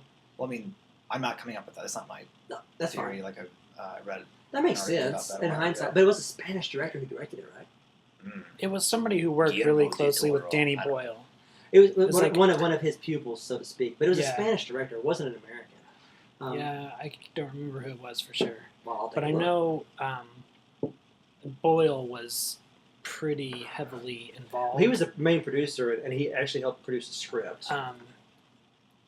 But yeah, one of the really cool things I thought about Days Later was it wasn't about the zombies. It was about the fight between the people and Mhm. survival and like. That's a common theme in these zombie films. You take a look Yeah. at Walking Dead. The villains aren't the zombies; they're predictable. The villains aren't the zombies in The Last of Us. They're just a foil. But humanity is always the X element. That's the character that you can't keep track of as well. Eric had one more thing to say. It was one question. You mean Sean? Sean, Yeah. did you're I Eric. missed something? You people with your 4-letter names. He said, "Can you possibly imagine games looking any better than The Last of Us? I'm just not Good sure question. that the new hardware of this next generation is really going to push that too much further. Thoughts?" I love this topic because I think about it all the time as an artist and as someone who has dealt with 3D modeling a little bit on my own just for fun. In terms of character models, that's not going to be the jump because we're getting. Have you guys heard the theory on the Uncanny Valley before? No. Okay, the Uncanny Valley is this, and technology we really had to explore this in the last decade. The first time I heard about it was back in 2000 when the Final Fantasy film came out. Remember that? Yeah. Spirits Within. It was just basically an experiment on CGI. And it was a really expensive experiment that bankrupted an entire film production company. But anyway, the Uncanny Valley was something they talked about a lot with the Polar Express and films like that, where we're trying and aspiring to generate these completely fabricated human beings. We're getting closer and closer to it. The Uncanny Valley refers to this. You have really CG-looking characters like Woody from Toy Story, and we find them appealing. And as they get more and more realistic, like characters from Shrek, we still find them appealing. But when we get close to the Polar Express, the creep-out factor creates a valley of appeal in an audience. That's where the valley comes from. The closer we get to realism, the more unsettling we interpret it as human beings. Characters like the Incredibles and stuff like that, they don't really give us a sense of discomfort. where we get to characters like Yeah, your eyes don't. Your brain we doesn't look in trust the it. exactly because we see these eyes of these characters, and then people always comment on the eyes being the windows of the soul of these characters. That it's void, and that we find it a very creepy thing. We're getting close to technology and game development where the uncanny valley is going to be something we have to really address. We've been trying. The industry has been trying so vehemently to try to get things more and more realistic with gore and with flesh and with clothing and stuff like that. That's not going to be the hurdle we hit with the next generation because it's going to have a lot. We're going to have 16 to 30 times the amount of polygons we can actually use. I don't know, man. Like the people coming back from E3 were saying, like, after playing those games and going back to my current gen console, it was like, why was I playing this? This looks awful. And I Yeah. was thinking about it last night when I was playing Borderlands. I was like, this is pushing the 360 to its edge on, like, I don't think it is. I think- well, I don't think it is. textures were having trouble loading. Like, I go into a new area and that's- everything yeah. went blah blah blah, blah, and it, like with layer the graphics on, and I think it's just going to. textures that weren't that high in resolution. I think it's going to be cool because we're going to hit a point where it's not an issue of technology driving the games. It's going to be an issue of art. Yeah. To where with the tools and our memory are much less a limitation of what we can do, and the palette's going to become much broader as well. Should we do? But it's going to become a problem too because with all that, with the jump in quality, there's going to come an increase in production time. It's true. It's Like, going to take it's 1 minute. Like it's going to be like quite a bit more expensive. I would have to imagine. And I think I was talking last week about how the biggest jump in the industry is not going to be in terms of technology. It's going to be a business model. We've got to find a way that artists are able to get their medium quicker and cheaper into a game world than it's ever been before. Because like with The Last of Us, it's incredibly detailed. Like all the environments are different, and then And there's one really long load time at the beginning of the game, and none after that. but it's taken at least 3 years for. I'm guessing. I'm thinking probably closer to 4. That they've been working on this game, and this is from a very talented company that puts games out in 2 years. But I would say this, though, in conjunction with what you're saying, Assassin's Creed 3, great selling game, sold 7 or 8 million copies, had a team of about 1,000 people. And Naughty Dog has a team of about 150 to 170 at its max. And they made a game that's better looking than Assassin's Creed 3. Right. Yeah, but those 1,000 weren't solely dedicated to it. Surely not. They Like, were EA all. didn't put that They had that's- 4 think- studios, 4 think- different parts of the world. Think all about working it at the like time. this: the more people you get, the more diluted your vision or whoever's in Mhm. charge that Ah, vision good is going to become. Absolutely. It's just like anything. Like with where we work and stuff like that happens all the time. Mhm.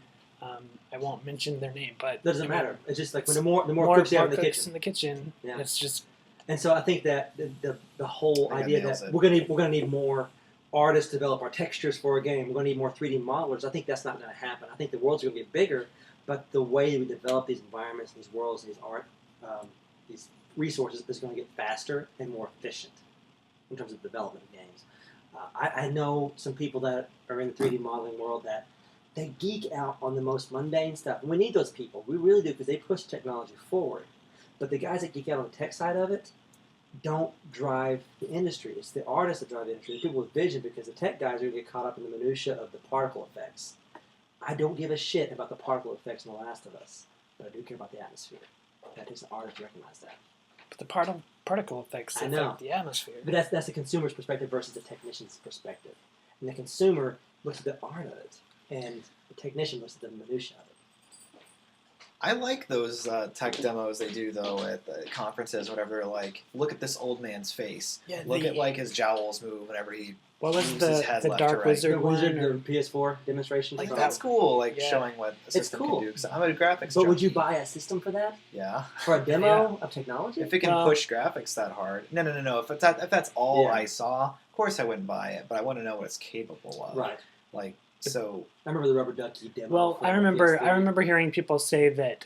they dumped like 1 million rubber duckies or something. It's funny. It's awful. I think it You was can on. actually buy it for $4 too. I think it was on GameScoop where Damon Hatfield was saying Of IGN.com. of IGN.com that it's not going to be visuals and stuff that the graphics that compel people to jump to a new system because they've already gotten so good. I disagree with that. I'm so excited to see what they're going to do next. You know there will be a jump in quality. I don't see. I remember whenever there was a Team Bondi that did L.A. Noir, that video game from Rockstar not too long ago. I mean, all I knew is that Rockstar did it. I didn't know Team Bondi was this this Australian studio that has recently had folded shortly after the release of the game, ironically enough. But when they developed this facial reading technology where they can actually have human actors portray the characters in their story and their narrative, that was a really big technological jump for gaming that's been adopted by companies like Naughty Dog. And you'll see recently with Metal Gear Solid 5 using Kiefer Sutherland and doing the same facial mapping technology. It's going to be really cool. So that stuff does matter. And so I think Damon disregarding it that broadly is a little bit short-sighted because it does matter. Ooh. But I would say that the biggest thing is going to be fully fleshing out these worlds to where we can interact with more sophisticated AI, much more significant than visuals. I think the industry is going to move more and more towards the success and support level as the film industry, and like the budget's going to get bigger, yes, but it'll be supported. Like there's enough demand for it. But that begs the question, especially with you mentioning Kiefer Sutherland, like you think we're going to see more and more big actors doing facial mapping? Oh, yeah. For roles, because the girl who played Ellen Ellie, Page. Oh, no, What? Ashley Johnson. Yeah, I forgot, yeah. like you're starting to see these faces that you recognize. You guys remember, you were young then, I guess Wes and I were about 15 or 16, when that famous tap dancer, what was his name from, not Danny Kaye, the guy from White Christmas, have you seen that movie? That's Danny Kaye. No, and he's in White Christmas too. No, Bing Crosby. you're right, not Danny, it wasn't Danny Kaye, it was the guy from Roman Holiday. I'm getting so nerdy here. A famous film. Anyway, this old 50s actor, he was brought back through the use of technology to sell vacuum cleaners on a Super Bowl commercial. Do you guys remember this at all? No. Anyway, it was the family of this famous tap dancer who had licensed the likeness out of their father, or the great-grandfather, for use to sell Red Devil vacuum cleaners in a commercial. And so they reappropriated his face through CG mapping and that kind of stuff, and they had him sell these. And people were really caught up in the ethics of this. And oftentimes, I'm reminded Of selling a face. of selling a person who's dead. Is this really fair to appropriate this person's likeness to sell something after Whoa. death? It reminds me of a story that Kurt Russell told John Carpenter. He goes, "Are we going to do a sequel to Escape from New York?" And John Carpenter goes, "Yeah, we're going to do it called Escape from L.A." And Kurt Russell goes, "We've got to do it now because I'm getting too damn old.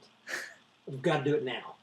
And so they did it as a piece of shit movie, but we're looking at a time in film and that kind of stuff where age is going to become so less relevant. Harrison Ford can be Indiana Jones for 30 more movies because he's never going to get old. Look at, was it Tron? Mm-hmm. Where they- We talk about, Yeah, but it wasn't there you yet. talk about that peak thing or whatever. The uncanny I valley. don't trust that face. It's too smooth and CGI, and it's like Patrick Stewart's face in the which X-Men was it? It was the prequel. Wolverine's Origins? origin. Yeah, Mhm. yeah. All the kids run out to the helicopter, and he's like, ugh, his face Yeah. is just stretched. Mhm. He's like, I am Xavier. here to save you. Yeah, And his mouth barely moves. And it was like a bad mixture between makeup. but that's we're getting there. Yeah. We're getting closer and closer, and the precipice is super, super close in terms of actually getting to a point where the age of the actor doesn't matter. It's just going to be the structure we choose for them. Do we want them to have blemishes or not? Want them wrinkles or not? Oh, good example of that is Looper. Looper's a great example With of that. Joseph Gordon-Levitt's face. Mhm. That's really weird. Yeah. They use a lot of makeup and prosthetics, but they also do some CG shots Mhm. to be sure that things are pretty close. You were going to say something, Wes? No. Oh, I'm sorry. Maybe, I don't remember. I don't know, the technology thing I think about a lot. I think about it a whole lot because, like Sean mentioned, we're getting closer and closer to where it's not so much do we need to reach realism, it's what do we need to reach for. Mhm. Because realism is a really easy target. We know if something looks real or not. But to tell our story or to develop our game world, we look at stuff like Sunset Overdrive. They aren't even giving a shit about realism. Isn't it great? I'm so happy It's about awesome. Yeah. And that's what we need more of. Not people going for cartoons. We need people going for a vision, not realism every Yeah. time. We don't need more Call of Duties out there. We've got plenty of those. this. I even thought, like, watching the, what is Infamous Second Son trailer, those character models, they weren't, like, super realistic. They had realistic qualities. They were what Naughty Dog used to refer to Drake as hyper stylized, Mhm. where it's like it's almost kind of realistic, but it's still very stylized. If he were in And the that's- real world, it would look odd. Like to me, the new Infamous game looked like something that should have come from Insomniac, and Mhm. that's why that's another reason I'm really excited for that game. But it just looks cool. But if you did you see the trailer where he's Oh, yeah. talking to his brother? Like his brother, his face almost had a cartoony quality about Well, it. they were starting to, I think, in terms of the animation, they didn't do the same mapping they did on Metal Gear Solid 5 or Last of Us, that kind of stuff. I think they're doing some very traditional animation techniques. I'm pumped about it. But I'm fine with this. The other Infamous games, like the graphics in those games always bug me a little bit. Mhm. Like the environments, they reuse a lot of the same buildings, and there weren't cutscenes, like very few of them. If they were, and they were all like in-game character models, if I recall. Or if they were they might be comic book Or kind of comic stuff. book, yeah. So I'm really excited for that one. But I like what they're doing with the art style, and And we're hitting a point where film and games are blurring in terms of their production quality. It's where this doesn't matter anymore. Yeah, that's what I was saying. Like, Yeah. the industry's getting bigger. Gaming surpassed film about 4 or 5 years ago as a bigger monetary industry. It's a shame to see so many studios collapse in the last 3 years, but it is a bigger monetary industry. The overhead's much It's an more ebb and expensive. flow. I mean, neither of those industries are going away. They'll just evolve. No. and The adapt. act of storytelling is something that's been around as long as mankind. So it's not going to go anywhere. It's just the interface from New which we medium. interpret it. Yeah. I was at on I don't know if you've ever been to thisiscolossal.com, but it's just an art design blog, and it was weird because I was having these same thoughts about like technology and whatever, but on in respect to art, and there was this sculptor who he distorts an image like a person's. What he did specifically was a person's torso, like a bust of them, and he squished the face so it's super slim and really tall, and their eyes are super close together and whatever. Is it a form of caricature art? Well, hold on. And then he 3D printed this, Oh, but, cool. but bare, and then he painted it. Sounds awesome. So it's like this blend of technology with Sculpture. art, and like, yeah, he didn't sculpt it from scratch, but at the same time, he did go back in and insert individual hairs into these, Mhm. faces of these characters, and Instead of a chisel, he used a computer. Right. I don't see any difference between. I know people might see him splitting hairs, figuratively speaking. or it's It's a tool. yeah, It's a tool for sculpture. it's also asking what's art, and because it did, I mean, let's be honest, a lot of work of printing that out. It's like it's almost like, I mean, it is a little insulting, but like he just did a coloring book that it was already drawn for him, Sure. and but that's a very, very, It's a gross generalization. yeah, absolutely.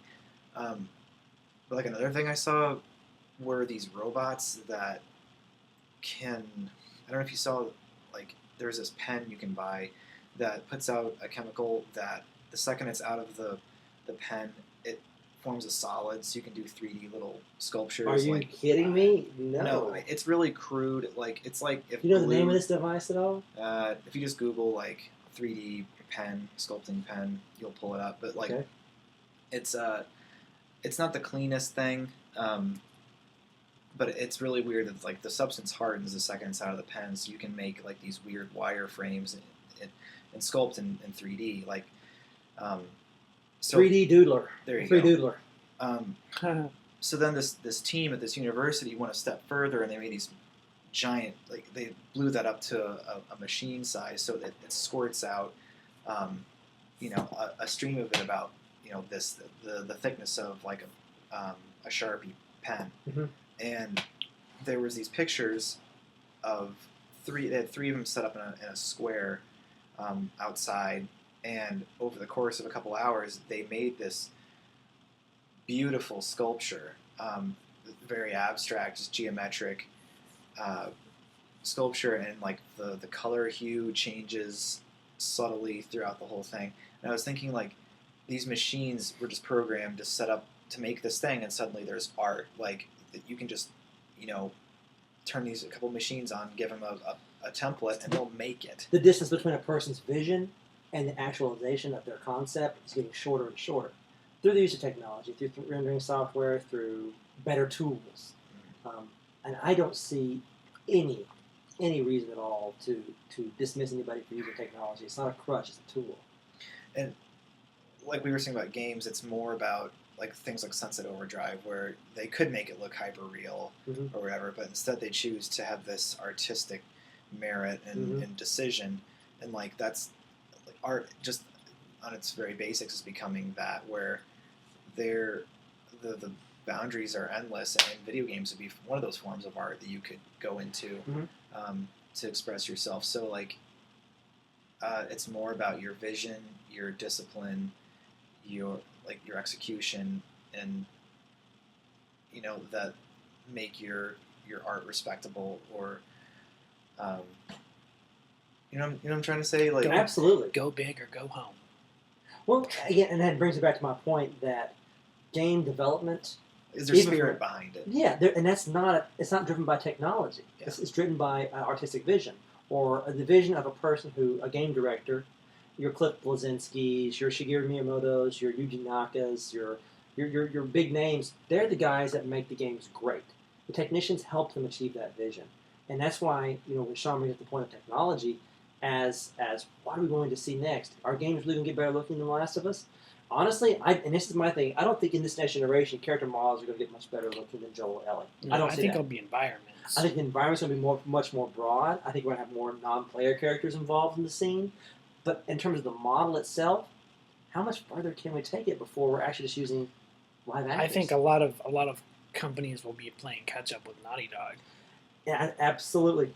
And I look at the games like Team Bondi, which is a really fantastic developer. The game itself was just okay. There's some mechanics about L.A. Noire that I thought were just mediocre, like the shooting and the gun mechanics of the game were pretty mediocre. But the game development that I think was really unexplored by other developers was that your goal for much of the game was to determine if the person in front of you is lying. Yeah. That interests me. I want to play a game where I am challenged to see if this person is lying to me by reading human body language. These are gameplay developments that I want to see more of. I don't need to see the next Call of Duty. They were talking about how the engine for the next Call of Duty Ghost game will be an iteration on the last generation's version of the game. The environments are going to be the exact same environments as a PS3 and Xbox. I'm not interested in that game at all. I'm sure it'll be fine. I like the Call of Duty series, but does that sound like it's something worth buying a system for? No. I've played that. One thing that I want to see, and I've heard you mention it before, is like the character models themselves can't get a whole lot better. I don't think they can. But I do want to see. I feel like you guys are like in 1910. You're like, nothing will go faster than the railroad. The railroad. I know it seems like that. We're going to see folds in clothing become more organic and that kind of stuff. That's what I was that's getting not ready what to I'm say. thirsting for. No. What I'm saying is like the animations and the clothes themselves. Like that's something you had mentioned a long time ago, and it always kind of stuck with me. But I want to see that. Yeah. Like I want to see their shirts moving, like their clothes. Yeah, yeah. Like I want to see that, and it just Textures and makes details everything enough. more believable. Like when their hair moves, which already hair is moving. It's getting like closer. in some games, like I mean, especially with women characters, and you have the long sweeping hair, and like female characters. That sounds better than women characters. The women folk. But just like that sort of thing, like all that detail just makes it more immersive and really more believable. And I'm excited for that kind of stuff. I hope we see that. I don't know that we will see that, but I think that's we something will. we could see. And this is to bring up More another topic animations. we've waxed and waned on for a very long time. The processing power of the cloud. That's something Microsoft and both Sony are discussing quite vehemently, and for good reason. That's where technology is going, where we take a lot of the workload off of the actual console and the tablet and the thing in your hands to where the actual driving force of the software you're playing isn't even coming from the device you're holding in your hand. It is coming from an outsourced element. Were you really hoping that they would talk about that in some way with this generation, or They're not going to have to. It's inevitable. It's just like water's wet, fire burns, and it's going to happen. yeah. But I mean, so- you weren't looking for it with this generation, right? I mean, no, not at all. you're talking like 10 years. But the 20 truth years of the down matter road. is, this is the irrefutable truth of the matter. The PlayStation 4, I could have it in my living room tomorrow on my PlayStation 3 with all the computing being done in the Silicon Valley. And I have the control interface. I have a system that can actually interpret it just fine. They want me to buy the console. And of course, I'm going to buy the console. But we don't have to get to the point where technology is reliant on the 7 or 8 or 5 year cycle of a piece of hardware. We can buy something, and if it lasts a while, like physically, dust, dirt, and organic atoms and stuff like that, the technology will be able to catch up for us. We've had this discussion before, and the problem is right now, just with the U.S., is our internet infrastructure. Mhm. Like we're We're 10 years out. Yeah. One thing, okay, this is kind of off topic, but it does involve the cloud and a game that we mentioned earlier, Sunset Overdrive. I wanted to talk about this. Mhm. We Titanfall talked about the very same thing, too. well, okay.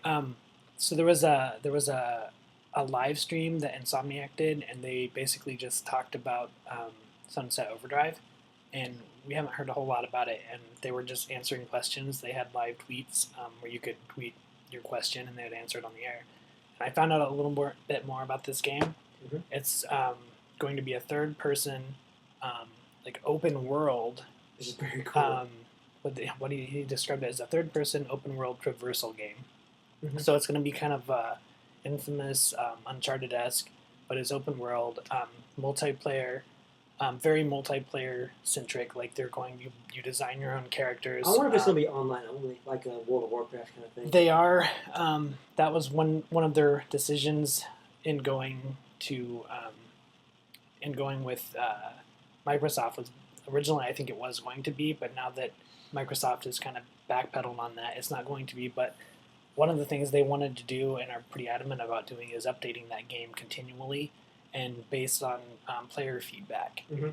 Which is and- very cool. which And is something completely new to Microsoft because with Microsoft, anytime you wanted to update something or do it like a patch or something, Mhm. you get like one free and you have to $10,000 per But patch. this one, with this and the way the cloud service is working, they're going to be able to do that just on the fly, Mhm. Very which cool. is cool. So from what they were saying, I'm even more excited about that game. It's going to be awesome. Now knowing it's third person, Which is Is that's your your genre of choice. because anyway. I'm a third person.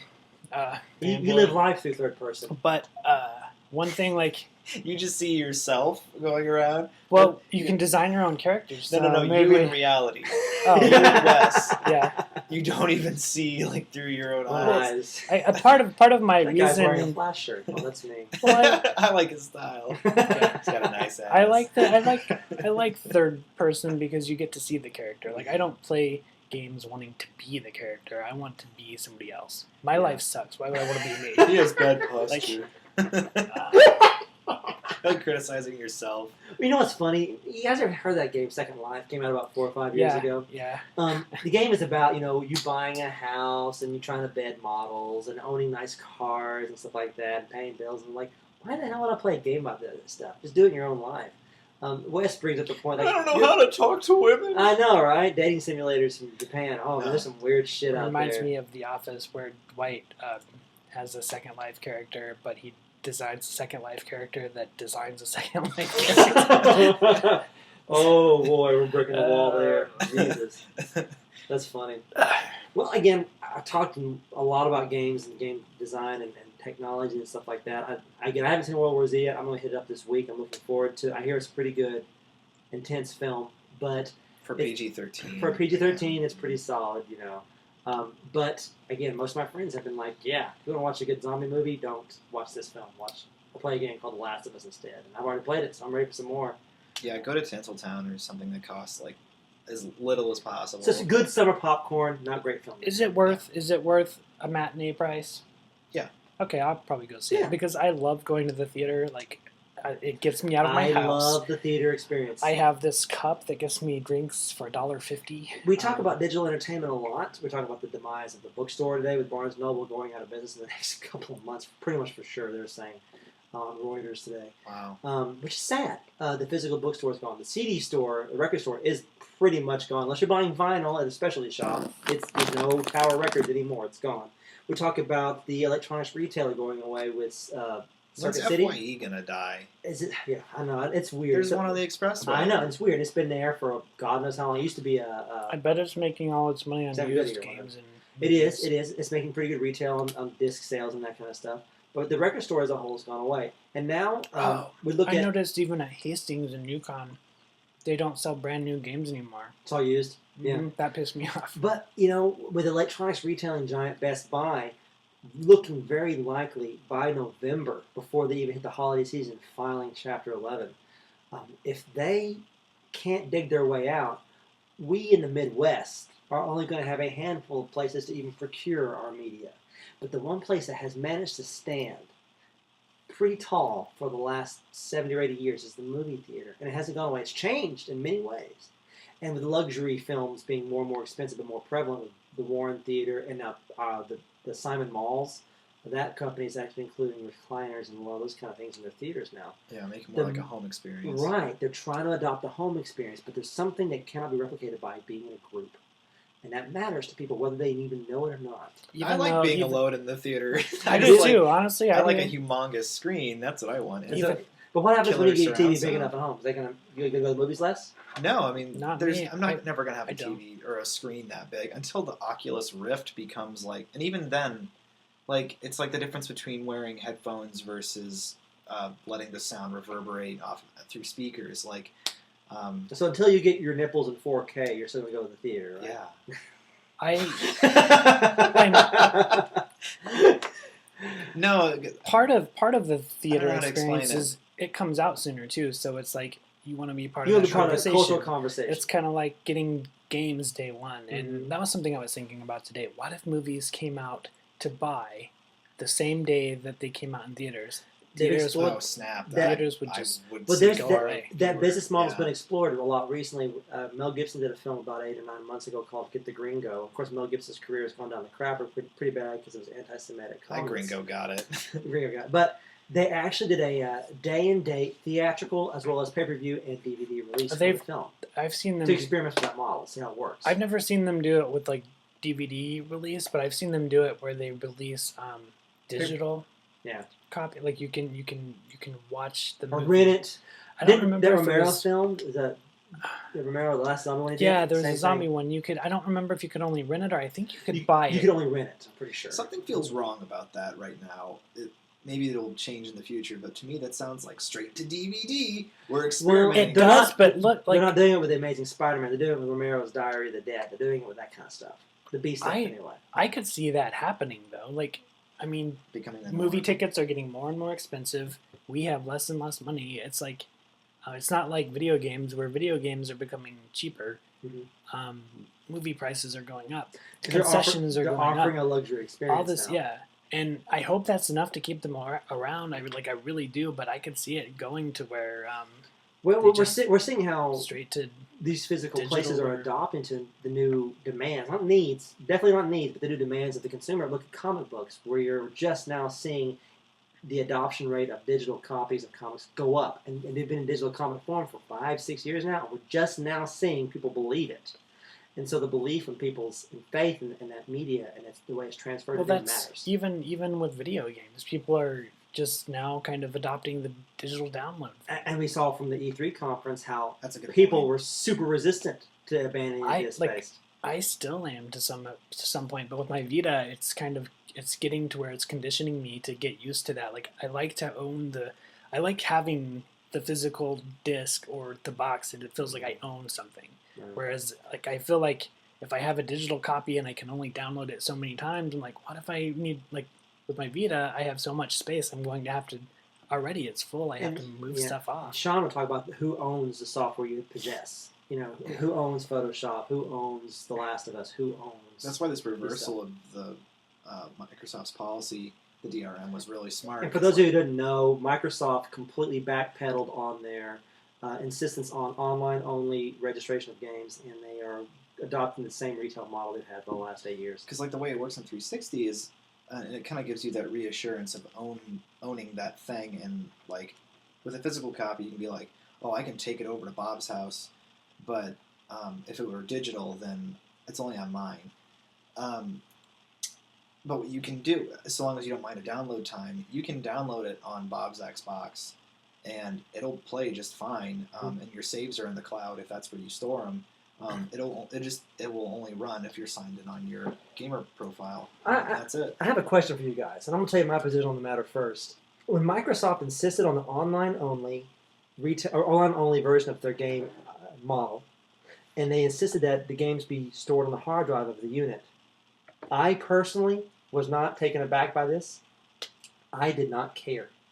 I actually like the idea of games being played from the hard drive because they're much more stable and the load times are diminished. Mhm.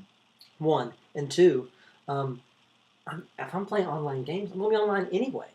For me, I didn't care because when it was announced, I had no intentions of buying one. It wasn't until they announced Sunset Overdrive that I was like, oh, now I've got to get one. Right. Which looks like a fantastic game, too.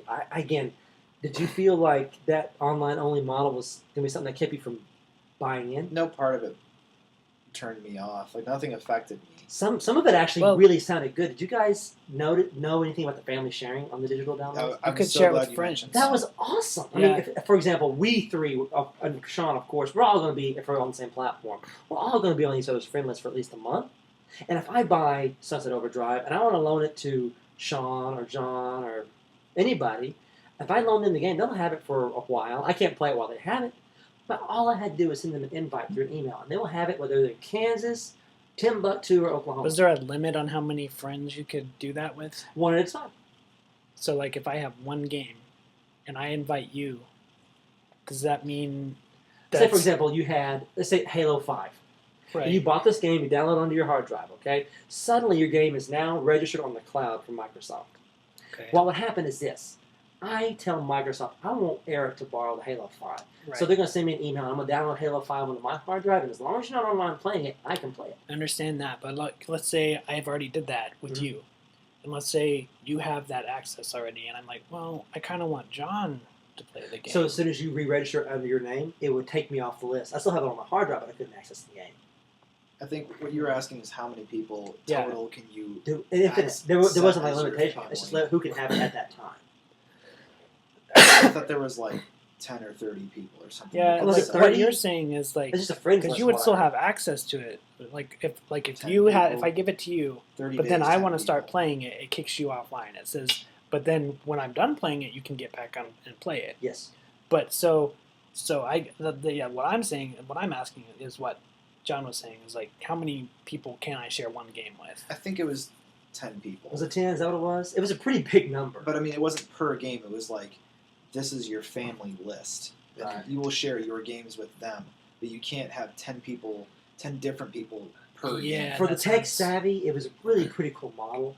But when and this brings me back to PlayStation All Stars, when you spend more time explaining how to do it than actually doing it, then you've already lost your audience. Yep. There's too much of what we call technological friction, distance between me getting what I want and having what I want. You know, come to think of it, that game shouldn't have been so hard to explain, No. but it was. Well, here's the thing. I think it's because it had expectations to it already. Well, and that does affect it. But here's what I figured out about that game in particular. I think the game is biggest this? barrier, PlayStation Please. All Stars, which is a lot of Oh, fun. yeah, It's yeah. a fun game. you guys You tried ready? to explain it to Now, me. the only way you can kill or get a point is to kill somebody with a special move. Got it. But everybody's standard, their level 1 special move is different. Some people's are long range, some people's are short range. And if you're a player who just picked the controller, and you don't know what Ratchet's level 1 is, you don't know if it's short range or long range, you spent all this time building up for something, and you misuse it, you are confused as hell. And usually it takes more And than you're one or screwed. two times. Then you're to- screwed. Then there's no chance of you winning. Not Yeah. only, it takes out that element of accessibility. Because you made the game completely inaccessible to layman's. But is it not just like learning moves? It is just like learning moves, but the expectations, like you said, well put, there's different expectations. But it's like you're not you don't start with like an equal chance of winning. No, you don't. Because anybody who's a novice versus somebody who has basic understanding of Nathan Drake's barrel kicking special versus Ratchet's gun shooting special, Ratchet's is really easy to hit people with at level 1. Short, but really easy. Yeah. And Nathan Drake's kicking a barrel, trying to hit somebody at level 1. If I miss, I got to start from scratch. It's one where you Mario- have to know your opponent's moves as well right, as as your well as your own. And that's very deep, so it's a deeper game. But if you hand Smash Brothers to a 6-year-old or a 60-year-old, Mario punching you hurts. And that's all you have to explain. Hurt more, get knocked out. And that's that friction. And that's the So- thing, is like, they made a Knock quality off, man. game, but there's friction there. There's something between me understanding what I want and having what I want. I think you said was just nailed it. Was it would have been fine if they completely ripped off the entire game Why not? model. Why not? Like, It's- yeah. Just do it. and it's not really ripping it off either. It's a whole new game genre. Right. Like that's like the first racing game accusing the second racing game Yeah. of like, hey, You stole you You steer a car? Back in No. back in That '94, already. you guys may not remember this, but I used to read a lot of old games journalism. They called every first-person shooter a Doom clone. Mhm. Yeah. But you It's know the what? same thing. Mario didn't invent platforming. Blame Pitfall for that. You Yeah. know, it's one of those things where you really look back. There's not a lot of what do you call it? Unborrowed from content. I will say this though, Mario, what's it called? Smash Brothers Mhm. came out. When the first It came Smash out Brothers came in out? '64 is the second. 64. So Yeah. that came out before a little game called Power Stone. Do you Yeah, remember that game? Power Stone Dreamcast was awesome. Power Stone was a whole lot like Smash Brothers, Mhm. but they approached it completely differently. It was like a 3D environment as opposed to Smash Bros. Operated on 2D plane. it was a great Did it iteration of that genre. Like it was different enough that it felt good. It didn't feel like the same thing, but it was very similar. Did But, it you hit know- like all the mascots of the? Like, No, it No, was no, just like it was like franchises? Street It was Fighter. a Like, Street Fighter it family was, of it characters. was even made by Capcom. But I would say, in defense of Yeah. another company, that wasn't even the first game to do that. Air Guys. There's a game called Air Guys by Square before they became Square Enix. Hmm. They developed the first true 3D fighting game. Right after Toe Ball #2, they developed a game called Air Guys. Hmm. That played a lot like Power Stone. Interesting. Mhm. So we have strayed very far So from far. movies, and we haven't touched on monsters yet. Monsters U, yeah. Yeah. Do we want to? Well, I haven't seen it, but it looks funny. Not that interested in it. It looks like Cars or Monsters Inc. to me. Just We were talking about Pixar it quality, earlier, Yeah.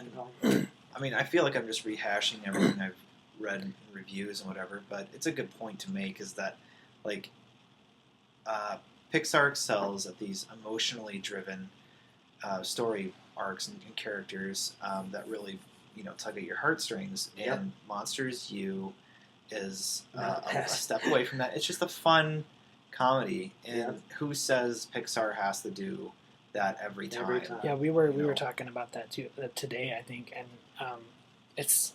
it's not the same genre of film as a lot of their other movies. It's not the same genre as Monsters Inc. Mhm. It's a straight up college movie, and if you like movies like Animal House and Road Trip. But rated G. Well, not Road. Well, yeah, no Road boobs. Trip, Revenge of the Nerds. There were a lot of influences from Revenge of the Nerds, which Yeah. I thought was cool. But yeah, it's a G-rated version of one of those movies.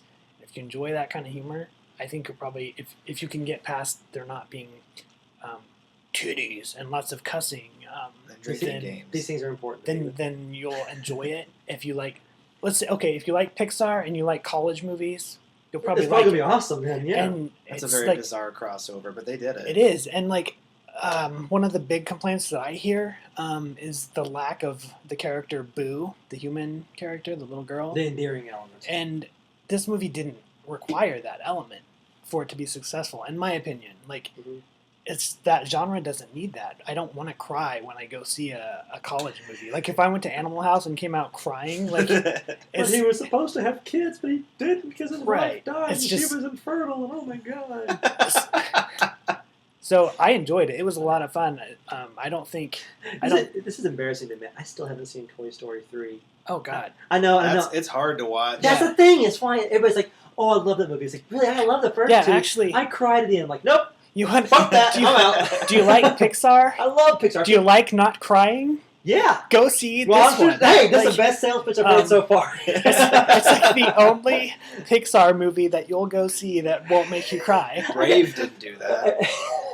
I can think. Okay. I can almost describe every Pixar film and it ends in a tearjerker. It's like, and a father loses his son and he seeks him out, journeying through the oceans of the world. Oh yeah, right. So Wally's a machine that tries to find a heart. And no, let's go to college and have a good time. In all fairness, though, I don't remember a lot about the first one, so I probably It's missed a lot of really- the jokes. The and- college fight song at the beginning got me pumped. so, They did So- such a good job. so a good summer movie then. It was quality good. film. Yeah. Pixar has they're batting 1,000. They haven't made a missed shot yet. Cars. Cars Two. 2. Okay, call Cars 2 that then. Yeah, I wasn't. Some engaged people by would it. argue didn't even see Brave, it. but Brave was fine. Brave felt like Disney's hand of influence was really Disney princess film? heavy Yeah. on that. Had to get their redhead in there. Yeah. And this is not a movie, but I've also been watching Workaholics season 3. Dude, And I've heard so many good things about it so far. God damn. Okay, so here's something I didn't realize. So around last year, I guess sometime, I thought season 3 was over. I had downloaded the first 10 episodes Oh. on the PSN. Like I had them on my Vita. This is when I was going to the gym, and I would take them to the gym, and I would have my Vita set up on my elliptical Machine, yeah, while I'm running, and I'd be watching Workaholics. And so I kept looking for season 4 and kept looking for season 4. But what happened was they kept going with season yeah. 3. You were out of luck. The first 2 seasons had 10 episodes, so I was like, surely that was They the had end. I just 14? assumed. But they had 20. They had 20 Oh, episodes. they had a full run. So I just bought it. You get to the 10th one, Yeah. you're like, that was a weird finale. Well, they don't. I mean, each story is self-contained, so I just assumed it was over. so you had a pleasant surprise there. Yeah, no, I saw season 3 on Blu-ray at Walmart for like $14, and it had just come out. Like Yeah. it was a sale for, you know how they release movies. They usually release them cheaper the first weekend. I picked it up and I was like, "What? 20 episodes? What the?" And so of course I bought Cheaper it. than buying And, like, digitally. I've been watching it, and there's it's so good. That's like one of my favorite shows, and it's also one of the most offensive shows. But it's so funny. There's an episode in particular that from that season that I hadn't seen, and it's basically I have it. Hold on, what was it Is that what you called? talked about at break? I don't It was think really so. gross. No. Oh well, that was funny too. No, they. What's it? Hold on, I'm losing my spot here. Oh, it was called a Tell-American horror story because they work at Tell-America.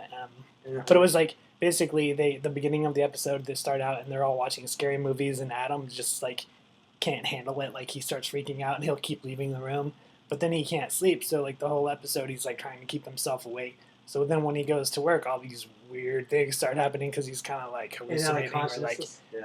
And there's like a really cool cameo by Robert Englund, and it's like this whole Freddy horror. Krueger himself showed Yeah, up. it's like a horror episode. Sounds awesome. That show, if you guys haven't watched it, is worth checking out. I know the first season is on Netflix, Yeah. so it's so good. It's Yeah. probably my favorite show, like comedy right now. Are you So- on Amazon Prime yet?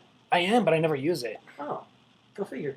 I keep forgetting I have it. Honestly, like I had set a note in my phone To do to it. cancel it Yeah. because I had my free trial, and then like my note went off, and I was like, "Oh shit, I forgot I had that," and then I forgot to cancel it, and then it And you charged watch later. me. You I was got a year. like, "Oh, well, now I'm stuck with Enjoy it." it, and there's really good So, stuff on there. I don't understand how to use it because it's just part of Amazon. So it was like You download the app on your PlayStation yet? I haven't. No. I've only used it on my computer like once to watch a couple episodes of DuckTales to see Okay. if it's held up. Woo! Because I'm excited about that game. So I got my TV and movies I wanted to talk about out of the way. Well, good. But I haven't seen any new TV. I finally got in the Game of Thrones mix, as I mentioned last week. Do you have Do you have that season, the full 3rd season? I have the first 3 episodes of season 3. I need to Uh, procure the rest of them. A mutual friend of John and I is supposed to be getting me the rest of that season. soon. Fantastic. Oh, yeah. he has I'd love to one. borrow those discs when you're done. Yeah. Well, they won't be discs, but Yeah. what? I'll give you an Digital? out there. No. I'll just let you borrow To all his you laptop so you can watch Government them. agents on listening his- to on this, his we procure. Hey, iTunes. I'm that paranoid now. I'm not even fucking playing. I am that paranoid guy now. I'm Yeah. not even playing. You know the court systems, if they tried to persecute every torrent IP address they find guilty, it would take 100 years for your sentence. Yeah. I Don't worry doubt about that. it. I'm not worried about that. No, I'm just the whole.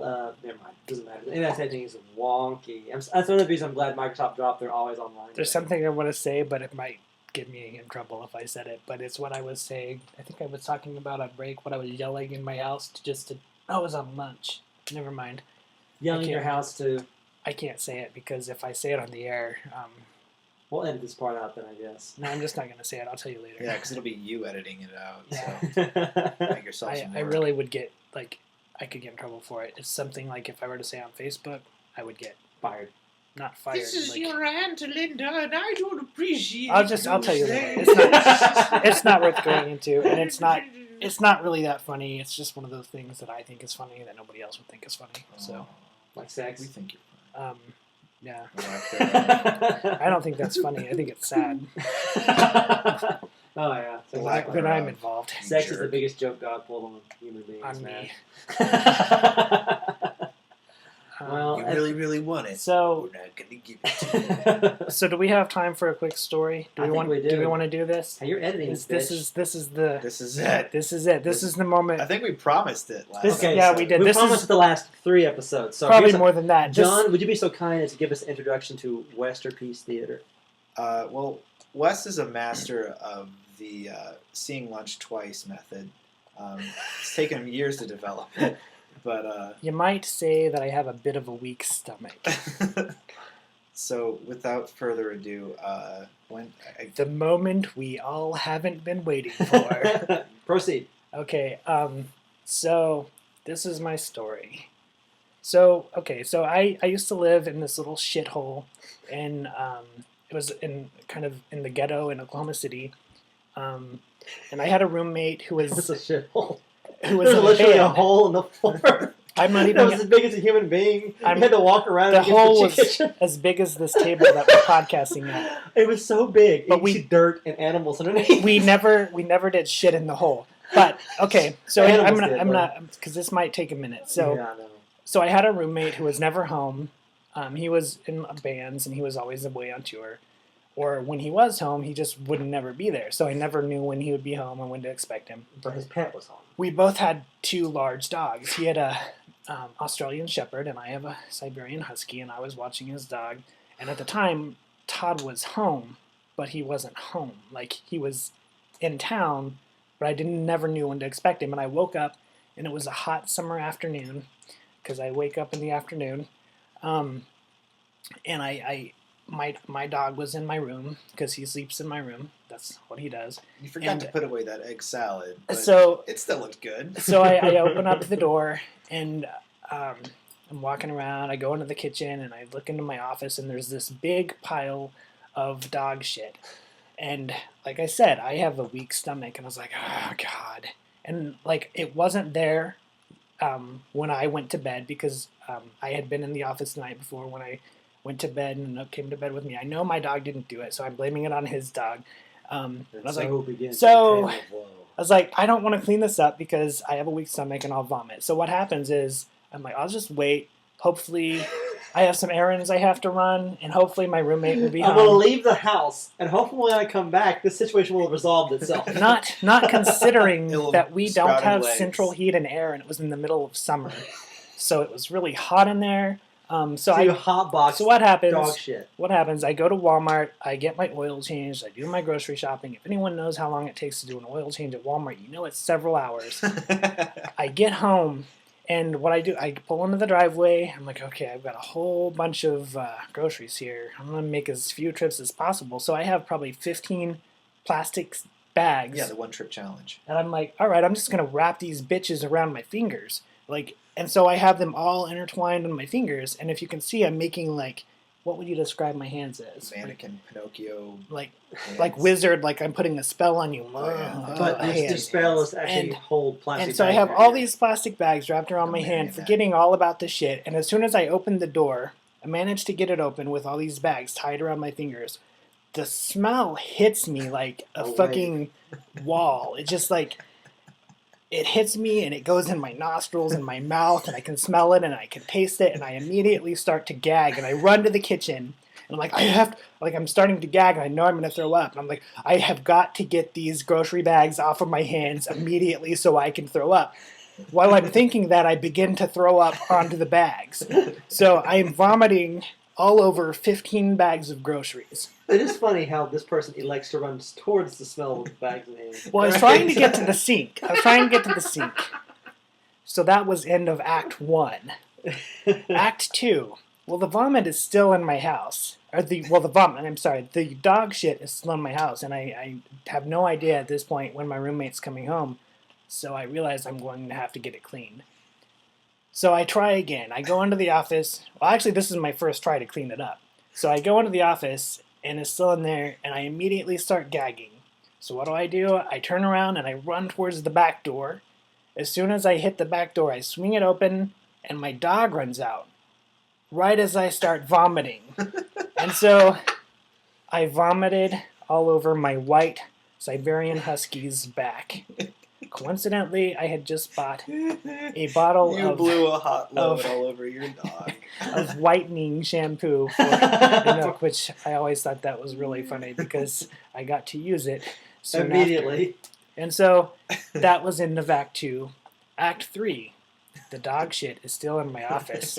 I've already vomited twice. I'm like, I probably got all of it out of my But system. thank Is God it you could, hardwood or carpet? fortunately, It's carpet. you Oh. completely evacuated the contents of your stomach. You would think. You would think. But So- wait.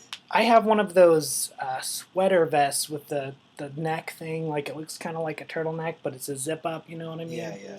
I'm like, well, if I get this on and I pull that up over my neck and my mouth, like over my mouth and my nose, I won't be able to smell it, and I can probably get through without gagging it. So I get this on, I zip it up, and I go into the office. With a shovel. And, well, I have some paper plates and some plastic bags. I was going to scoop the poop into the bag with the paper plate. That was my plan.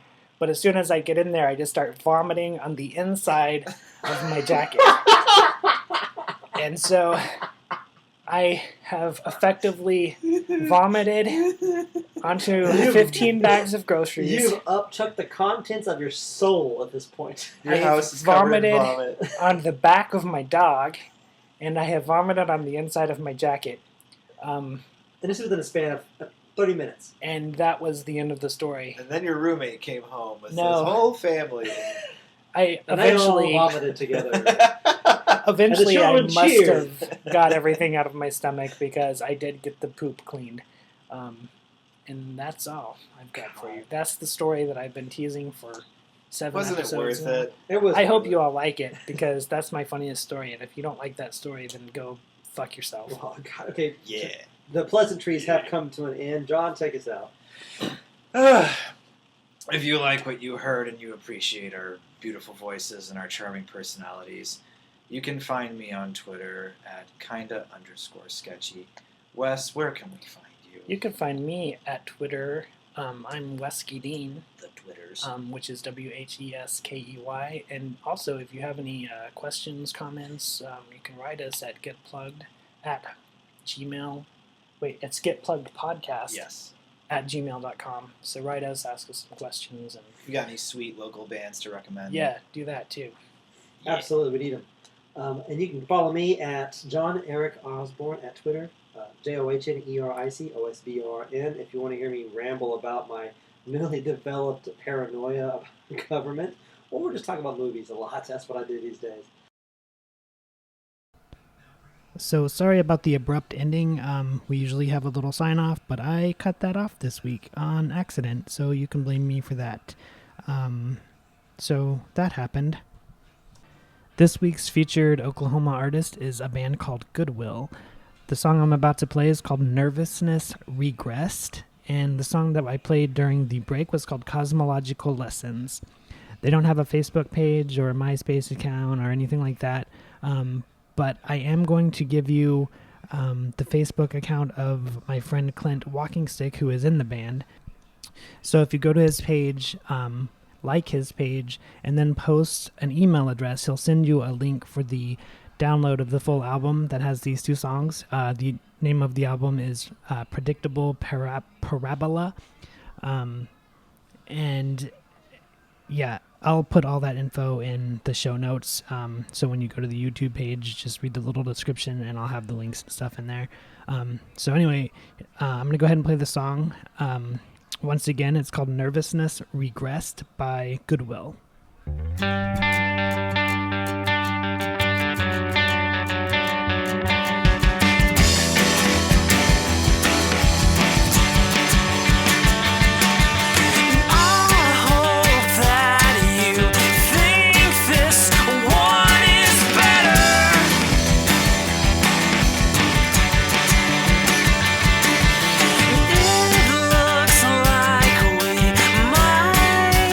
Actually try